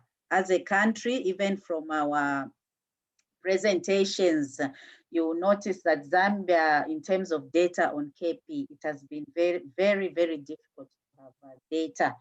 And this is also owed to the fact of the legal environment that does not support programming or collection of data. But nonetheless, through what has been happening through the Prevention Coalition working, we have been able to be given this year space and authority to go ahead and conduct some studies around KP population, the KPs. And we are going to have IBBS, and we are also having other partners, cooperating partners with authority to conduct some of the studies so that we can be able to have data that can be giving us information and justifying our work as a country and giving us the progress and status of KP programming in Zambia. Focusing on condom programming, as a country, we have not been doing very well, but through the assessments that we have had and what we have been working on, we have been able to score well in some areas, program management, for example. And for this, we have put in place our condom strategy, which was launched in December and which is going to run up to 2025. And in this condom strategy, it is focusing on addressing key areas or key barriers, such as the last mile distribution, which is to ensure that condoms reach the intended users. And then we are also going to focus on ensuring that the gaps we identified through the PSAT are addressed as well. So the main bottlenecks have been existing gender inequalities, as well as last mile distribution. Those have been the key bottlenecks in terms of the condom programming. And in terms of next steps, as a country, we are saying that we are moving forward to ensure that we address the gender inequalities, we address barriers for the last mile distribution, and we have a national plan for this through the condom strategy and the operational plan that we have developed, and also address issues associated with stigma as a country. So for Zambia, those are the few remarks that I thought I would share on behalf of the team, Zambia, in this meeting. Thank you, I submit. Thank you very much, Ellen MC. What's your full name, Muba? Mubanga. Mubanga. Thank you very much, Ellen. That was a very brief but very, very exquisite presentation. From what we heard from her, they are also not doing too badly, even though they scored low in outcomes. In terms of management, they are doing very well. For KPs, they have their KP technical working group that's also meeting quarterly. They have some, she emphasized a lot on their challenges with data, but it's great to hear from her that from this year, they got some support to do IBSS. So we hope that from this year, their KP data situation will improve. Condom also, they have some challenges, but they have some plans to work especially on the last mile distribution and also address areas of gender inequality. So thank you once again, Ellen. We are so happy to have you discuss and share. Colleagues, we have some challenge with Tanzania. We're supposed to have them as the last presenters, but I understand they will not be able to share any slides. So we'll quickly do a Q&A. We'll go to our chat. So we have some questions. I think Nigeria already started answering some of the questions. Yeah, so let me quickly, there was one on M&E, and I think Nigeria, your strong enemy, M&E, is complete with the dashboard, is something to learn from. And I think she has responded. But let me go down again. Yes, then we also have, thank you for emphasizing on condoms in the PrEP intervention. I think, yeah, those are more acknowledgements, and yes, there's also one, yeah, okay. I think that's size estimation. There's also one for considering size estimation. Yeah, and she's responded. Do we have any questions in addition to what Ghana also asked something on the HIV Trust Fund, and then she responded as well. So do we have any other questions that have not been put in the chat box? Let me see this quick one. From Uganda. Yes, please. Apologies, I see Tanzania has identified an alternate presenter. Okay. So we might be able to allow them to do that. Okay. Ladies and gentlemen, we would continue to listen to Tanzania. I understand we have a presenter from Tanzania. So Tanzania, we are ready to hear from you. Yeah. I think it's the same Dr. Margaret or another person.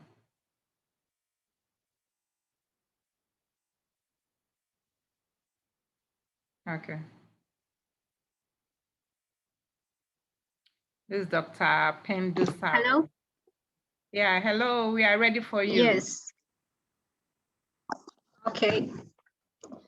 Apologies, Tanzania, we had some technical issues with the presenter who was supposed to present us. So my name is Dr. Penta from Tanzania Commission for AIDS, and I represent Dr. Margaret, who was supposed to present before. Please click the next slide.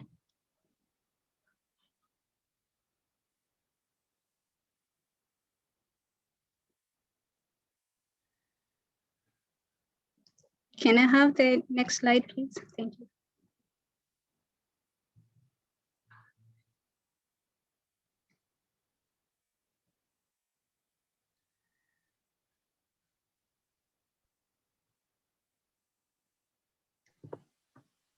Can you see the slide with the photographs? Oh, not yet. Yes. Okay.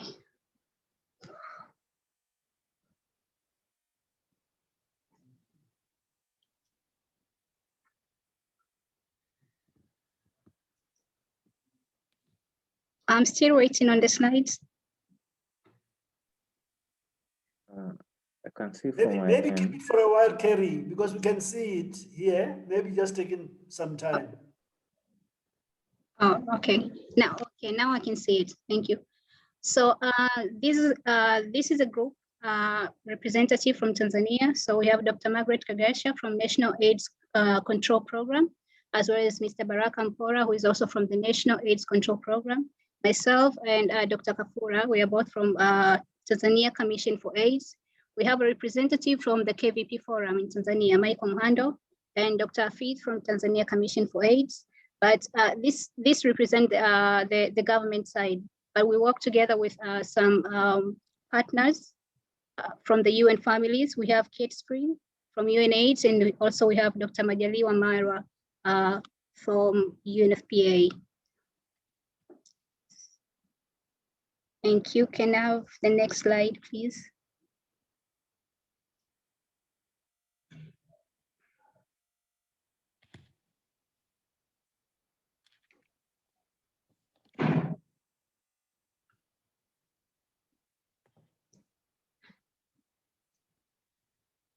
All right.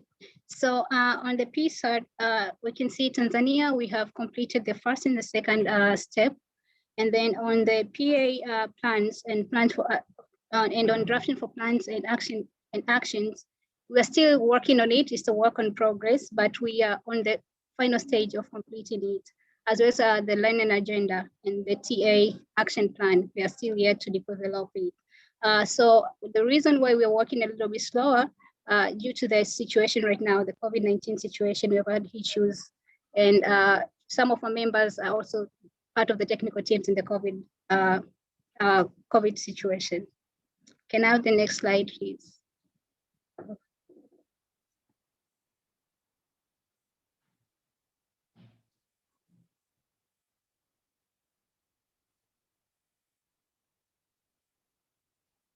So on the KP program, we have our strength, and some of them is that we have managed to develop friendly health services in Tanzania, all across Tanzania. We also have strategy for that, for providing friendly health services for the key and vulnerable population. And also we have been able to develop more targeting intervention like differentiated service delivery module. This aims more to the community. This aims more to the non-clinical approach. Like before, we used to focus mostly in the clinical approach, but now we are able to follow these key population to the community, and we have been able to develop this differentiated service model, delivery module, which caters across their needs and their needs, and we can be able to go straight to the community. And also we have a platform which is available for the engagement between the service providers and beneficiaries. By beneficiaries, I mean the key and vulnerable population, or the key populations. So we have a platform where they can engage well and communicate their needs, and that way we can have the services which are catered or oriented to their specific needs for this population. And also on the condoms program, one of the strengths we have is that we have a very strong leadership and coordination channels. These are structures which have been developed and adopted by the government to make sure that condom needs are catered in the country. By that, we mean that we also have documents which guide us on that area. Like in Tanzania, we have a condom multi-sectoral strategy. Also, we have condom distribution guideline, just to make sure that condoms are available and they are available to all population, and in particular to the key and vulnerable population. And also the country has recently adopted the total market approach. We have recently adopted it, so we are work in progress, that we are hoping that maybe by the end of the year, we can look back and assess ourselves on how much we've achieved on that one. And among the bottlenecks, for the key and vulnerable population, we still have stigma and discrimination. So the political environment is not very open to this key and vulnerable population. So still that's a challenge. We're still facing the challenge of stigma and discrimination. And on the condom program, we have, so far we face the inconsistent condom supply. And how does this come around? In it, the question, there is a problem of funding. We do not have enough funds to order or procure enough condoms to supply to all population, like key population and the general population at once. And also we have operational procurement that we have already adopted. We have already created a distribution guideline, but still there's more to be done and focus on that guideline so that the people who work around the condom procurement, can be very oriented on it, and can be very oriented on it and know how it works. So that was one of the issue which are working on it. And also, as I said, that knowledge on how the system works. Recently, we have adopted a very different approach. Before, we used to do the push system, whereby the government just procure condoms and send it to the community. But now, due to limited funds, we have adopted a different approach, where it's a pooling method that the community itself, the community and the people working in the community are the one who have to procure, who have to order from the government, just so we reduce the number of waste. Thank you. Next slide.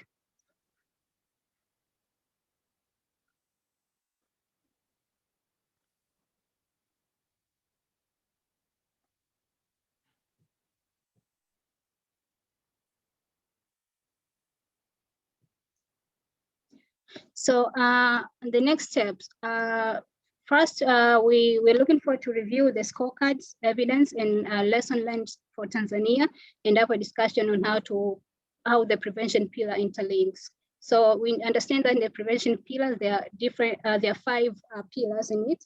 So far we are, as a country, we think the best way to move forward is like, we have to review each pillar and create a way where we can interconnect each, and then so that we can have a great result or one result, a common result as a country. And then the other one is review and finalize the TA plans and learning agenda for Tanzania. As you can see, there are some of them where we have completed up to the 2nd stage, and in the 3rd, 4th, and 5th, we're still working on them. So that's another one of the maybe urgent plan following now.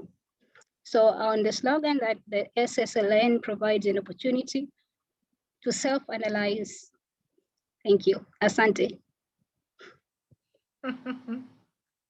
Thank you very much. We have really enjoyed your presentation. So colleagues, I think we can quickly go back to our Q&A. If there are any areas for clarification, if there are any other questions, then I will hand over to Innocent. Do we have any questions that have still not been answered? Let's, yeah.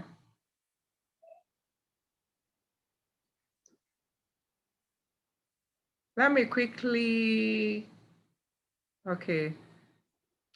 Yeah, I think that's all. From what I have, is there any question? Okay.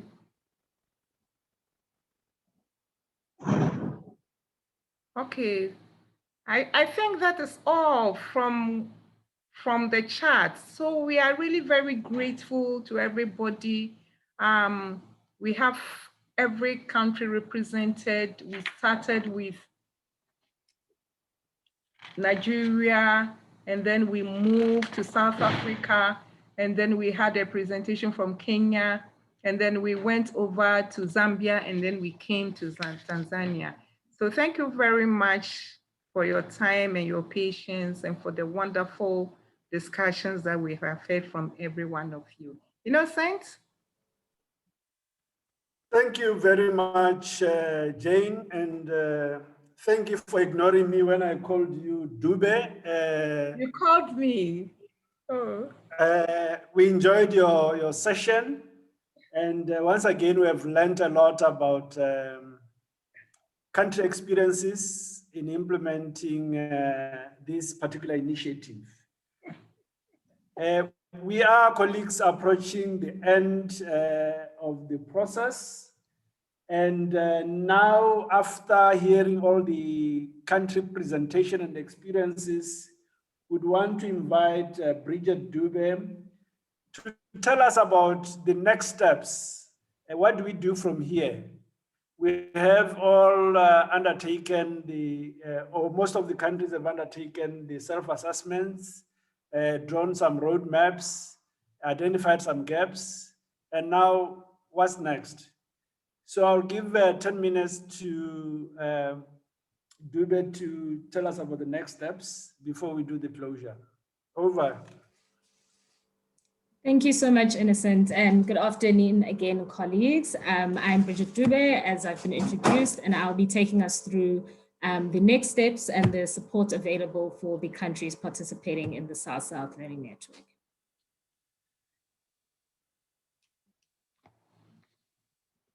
Slides don't seem to be changing. There we go. Sorry, there's a bit of a delay. So this first slide outlines what we are proposing as the next steps in terms of the implementation of the learning agenda for the South-South Learning Network. And when we talk about the learning agenda, there are a number of key activities that we are referring to. The first is the webinars, and many of the colleagues on the line would have already participated in the first of the webinar series that the South-South Learning Network will be hosting. That was last week. It was facilitated by Chris, and it was around the best practice in condom programming. So webinars are online sessions that will be providing an opportunity for each country representative to participate and learn about relevant and important topics in order for them to be able to apply to their programs, whether KPs or condoms. The other activity is the inter-country links and learning sessions, what we used to call the brown bag sessions. These are also virtual learning sessions, but we imagine that these will be on a smaller scale and allow countries to engage on more targeted audiences and therefore more in-depth engagement between countries. Another activity that is part of the learning agenda is the facilitated country mentoring engagement. This is also at a much smaller scale, and this would be the South-South Learning Network pairing countries according to the country's gaps and also their strengths. So countries would be paired according to how they complement one another so that they're able to effectively share information and also learn from one another. We've also proposed to implement virtual study tours as part of the learning agenda. Many countries who would have joined right at the beginning would have known that we really wanted to participate in in-depth country visits, but due to the COVID-19 situation, we've had to adapt how we want to implement this. We are now proposing virtual study tours in which countries are going to be able to show how their KP and condom programs are being implemented. And we hope this gives an opportunity to show a more user-generated approach and to be able to tell stories about how the programs are implemented in countries. So this would be less in terms of a webinar setup, and we hope that it would be in a more interactive way, in the form that countries would be able to shoot videos and then share those on a platform for everyone else to engage on. We also would like to ensure and encourage that countries document all their lessons learned in the form of best practices. And that is also in relation to the implementation of KP and condom programs. And the best practices would be in the form of case studies, but also the videos that would be shared in the virtual tours, the virtual study tours. And there are many different ways in which the best practices can continue to be documented and shared. And then lastly, as a network, we have created, or in the process of creating, a repository in which all countries, we're hoping that it can be a platform in which countries can access all key documentation as it relates to KP and condoms. And I'll show you a screenshot in my next slide, or maybe 2 slides down, a little bit about how we envisage that to look. So in ensuring that we implement this learning agenda as smoothly as possible, we, as the South-South Learning Network, are going to continue to provide support for the countries. I'll try again and see if my slide changes.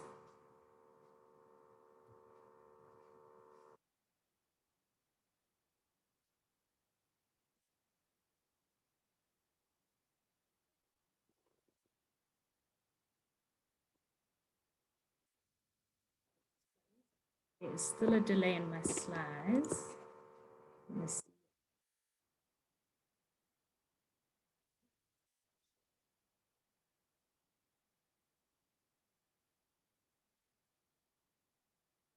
As mentioned, we are going to continue to provide support for the countries within the network.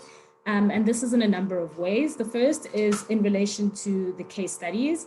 We have already begun this, and we're going to continue to support countries to write up their case studies, but also support them in their design and layout. In addition, I'd mentioned the virtual study tours. We are going to be supporting countries if they need any support in terms of a filmmaker or an editor who's going to support them to put the videos together. We will continue as a network to support creating Zoom meetings and hosting these meetings for country meetings. And also not only just the logistics of this, but also facilitating meetings as necessary, supporting with note-taking and dissemination of those notes. We will also be, this may be newer to countries, but we'll also be supporting countries to be able to get,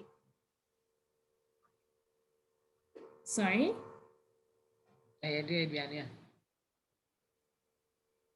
Okay, I think Jane is just unmuted, but I'll continue. We'll also support countries to acquire small equipment And this equipment was really largely to help countries participate on virtual platforms. So anything, for example, like a laptop or a webcam or speakers that are needed. And then lastly, the Southside Learning repository that I spoke of, each country will get access to it in the form of a link. And therefore you'll be able to access all of the documentation that we're hoping to have on one platform. In terms of the last two supports that we're going to be giving to the countries, I just wanted to show you a bit of a picture of what that looks like. On our left-hand side is the small equipment requisition form, and this is related to the acquiring of the small equipment of which I spoke of. So that's a form that will be shared after this meeting. And so if countries need support in acquiring the small equipment that I spoke of, they would need to complete this requisition form and send it back to the South-South Learning Network. If I can't, I know it's really small, but it details what this means. It means that countries will all get a small stipend of about 4,500 USD and will be able to acquire equipment within the stipend through the South-South Learning Network. On our right-hand side is just a snapshot of what the online repository would look like. So we were hoping to share a link with you today, but we are still working on this, but thought it would be useful just to give you an idea of what it looks like.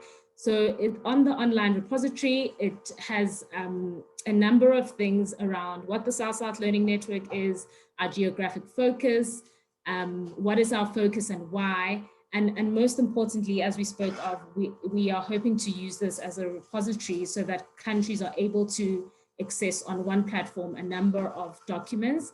As you can see there, for now, we have just put two so that we could show you what it looks like. The first are some national strategic plans. So each country's national strategic plan would be available on this platform. And just below that, we've also showed you an example. We could upload the GPC country scorecards. So as soon as that link is available, we will be sharing it with countries. And so you'll be able to access this quite soon. So now that I've spoken through the support that the South-South Learning Network will be giving to countries, we would also like to request some support network. The first is that a number of countries presented today, and we were taken through where you are in the process. And a number of countries, we've already developed the draft country plans of actions and TAs. However, these are not yet validated. So we would really like countries to support us and validate these country plans of action and TA needs as a form of a next step.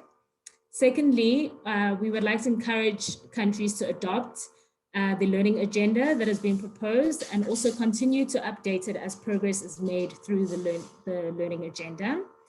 And then lastly, we would like to ask countries to continue to work with us as a South-South Learning Network in a number of ways, including to help us develop a concept note for the inter-country link and learn sessions in which countries would either be a host or would attend. So where you're a host, we would like your support to develop a concept note. We would also like countries to identify who are the key stakeholders that would need to be included in their virtual study tours, so to start thinking about that. Thirdly, we would like countries to support us in trying to develop the data repository, so sharing the relevant country documents that are available with us. And then lastly, just sharing widely information on activities hosted or facilitated by the South-South Learning Network.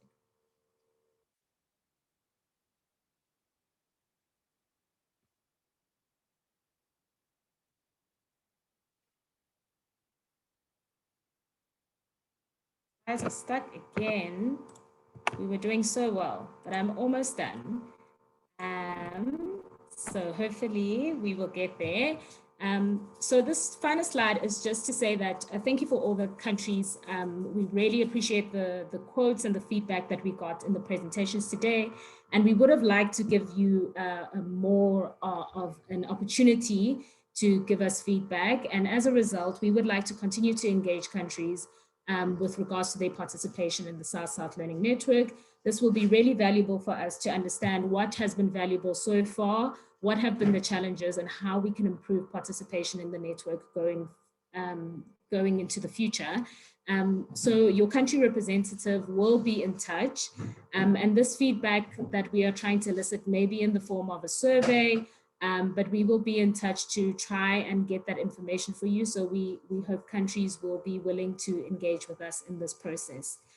And just before I sign off, I would just also like to make countries aware that there's a lot of information that was presented today and a lot of things that we've spoken through that we will make available through a package after this meeting. We will collate all of the presentations, the links that we spoke of, the documents that we spoke of, and those will be available to all the countries. So with that, I would like to say thank you and hand back to Innocent.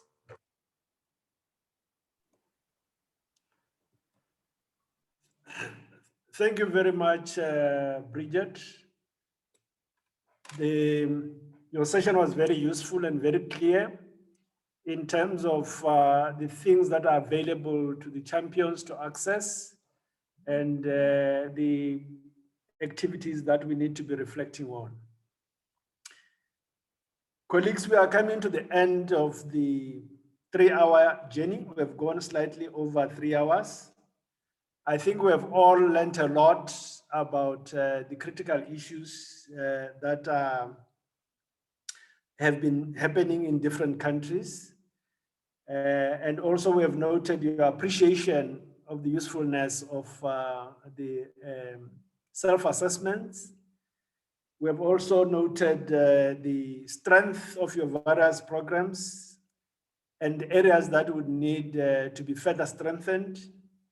And we trust that we have, as a collective, learned from each other. And we have also learned what we can also benefit from the network itself, from what Bridget has presented. It is now my honor to invite the last speaker, Elizabeth from UNFPA headquarters, New York, to sort of make the last observation in a form of closing remarks. Over to you, Elizabeth. Thank you, Innocent, and greetings to everyone from New York, where it's still early morning, but I can tell you it was worth getting up early to listen to everything that you have shared today. So thank you for the opportunity and the invitation. I really applaud the progress that you've made in each country and pleased to see such strong teams, and noting that we really cannot underestimate the importance of bringing together the strengths, perspectives, knowledge, and skill across the government, across civil society, and across our UN partners. Even so, we all realize most of us have missed the 2020 targets, and we should be working our due diligence and the hardest to ensure that we don't repeat this in 2025. And the South-South Learning Network is really looking like a key way in helping us find ways to accelerate implementation and to catch up and to really meet the 2025 targets before us. So as we move forward, we also need to accept that COVID is likely to be with us for a long time. It's our new normal. It needs to be built into finding solutions and bringing innovation, some of which we've already heard of today, to deliver in the midst of multiple pandemics. And from learning today, I really can't emphasize enough the need to nurture that culture of learning and sharing. We really need to continue to learn from each other and take advantage of the opportunity that the Learning Network initiative brings to catalyze a scale up of our programs. And today we've already heard, it's been mentioned by Innocent and others, about so many tools and approaches, from last mile distribution and communication strategies in Malawi or LMIS in Zimbabwe, and condom demand generation. Nigeria mentioned so much about key population implementation tools and many other tools that they have brought forward, and hopefully they'll be shared on the platforms that have been, and that's just naming a few that have been brought forward today. Our common bottlenecks, heard a lot about last mile distribution, different funding issues are another reason to bring together the expertise from this network And that shows in the Q&A where people are already exchanging ideas of how we can move forward. There are a few areas such as the legal reform or police training was mentioned by one of you, that we may need to reach out to our partners that are outside the network or in other regions to bring that expertise and strengthen those programs and make the change that we need to do. So I think the process you've been following, the knowledge building tools of the network, it's really brought, as many have said, a deep introspection and perspective of where the response is and what is needed, shows forth in the next steps. I liked Zambia's comment of the PSAT was just an eye-opening experience.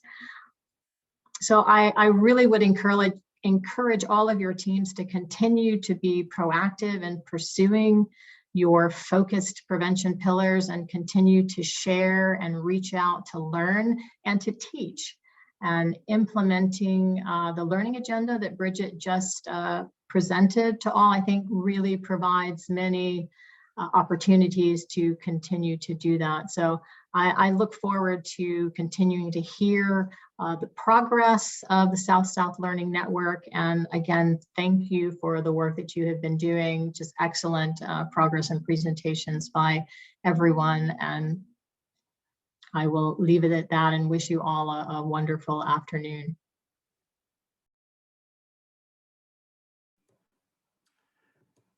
Thank you very much, Elizabeth, for your encouraging words.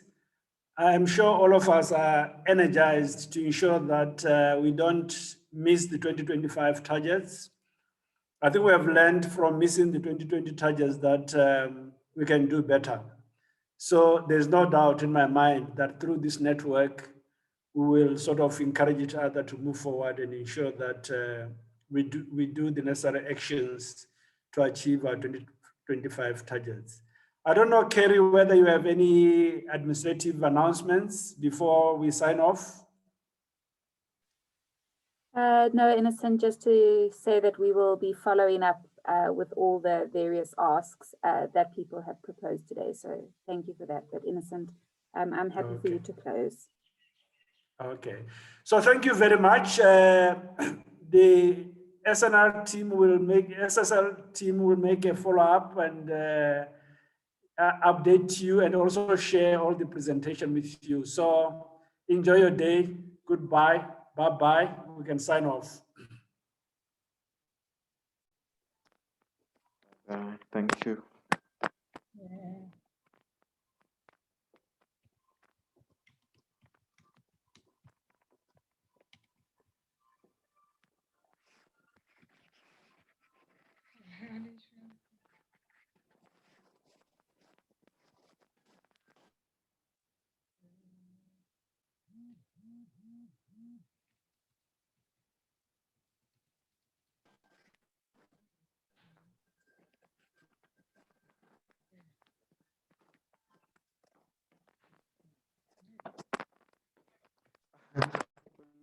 Oh, Magari.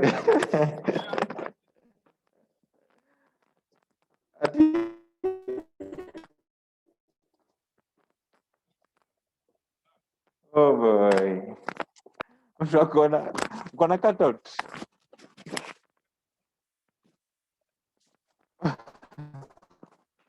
Umepack wapi? Okay, sawa, let's count. Acha tukuje.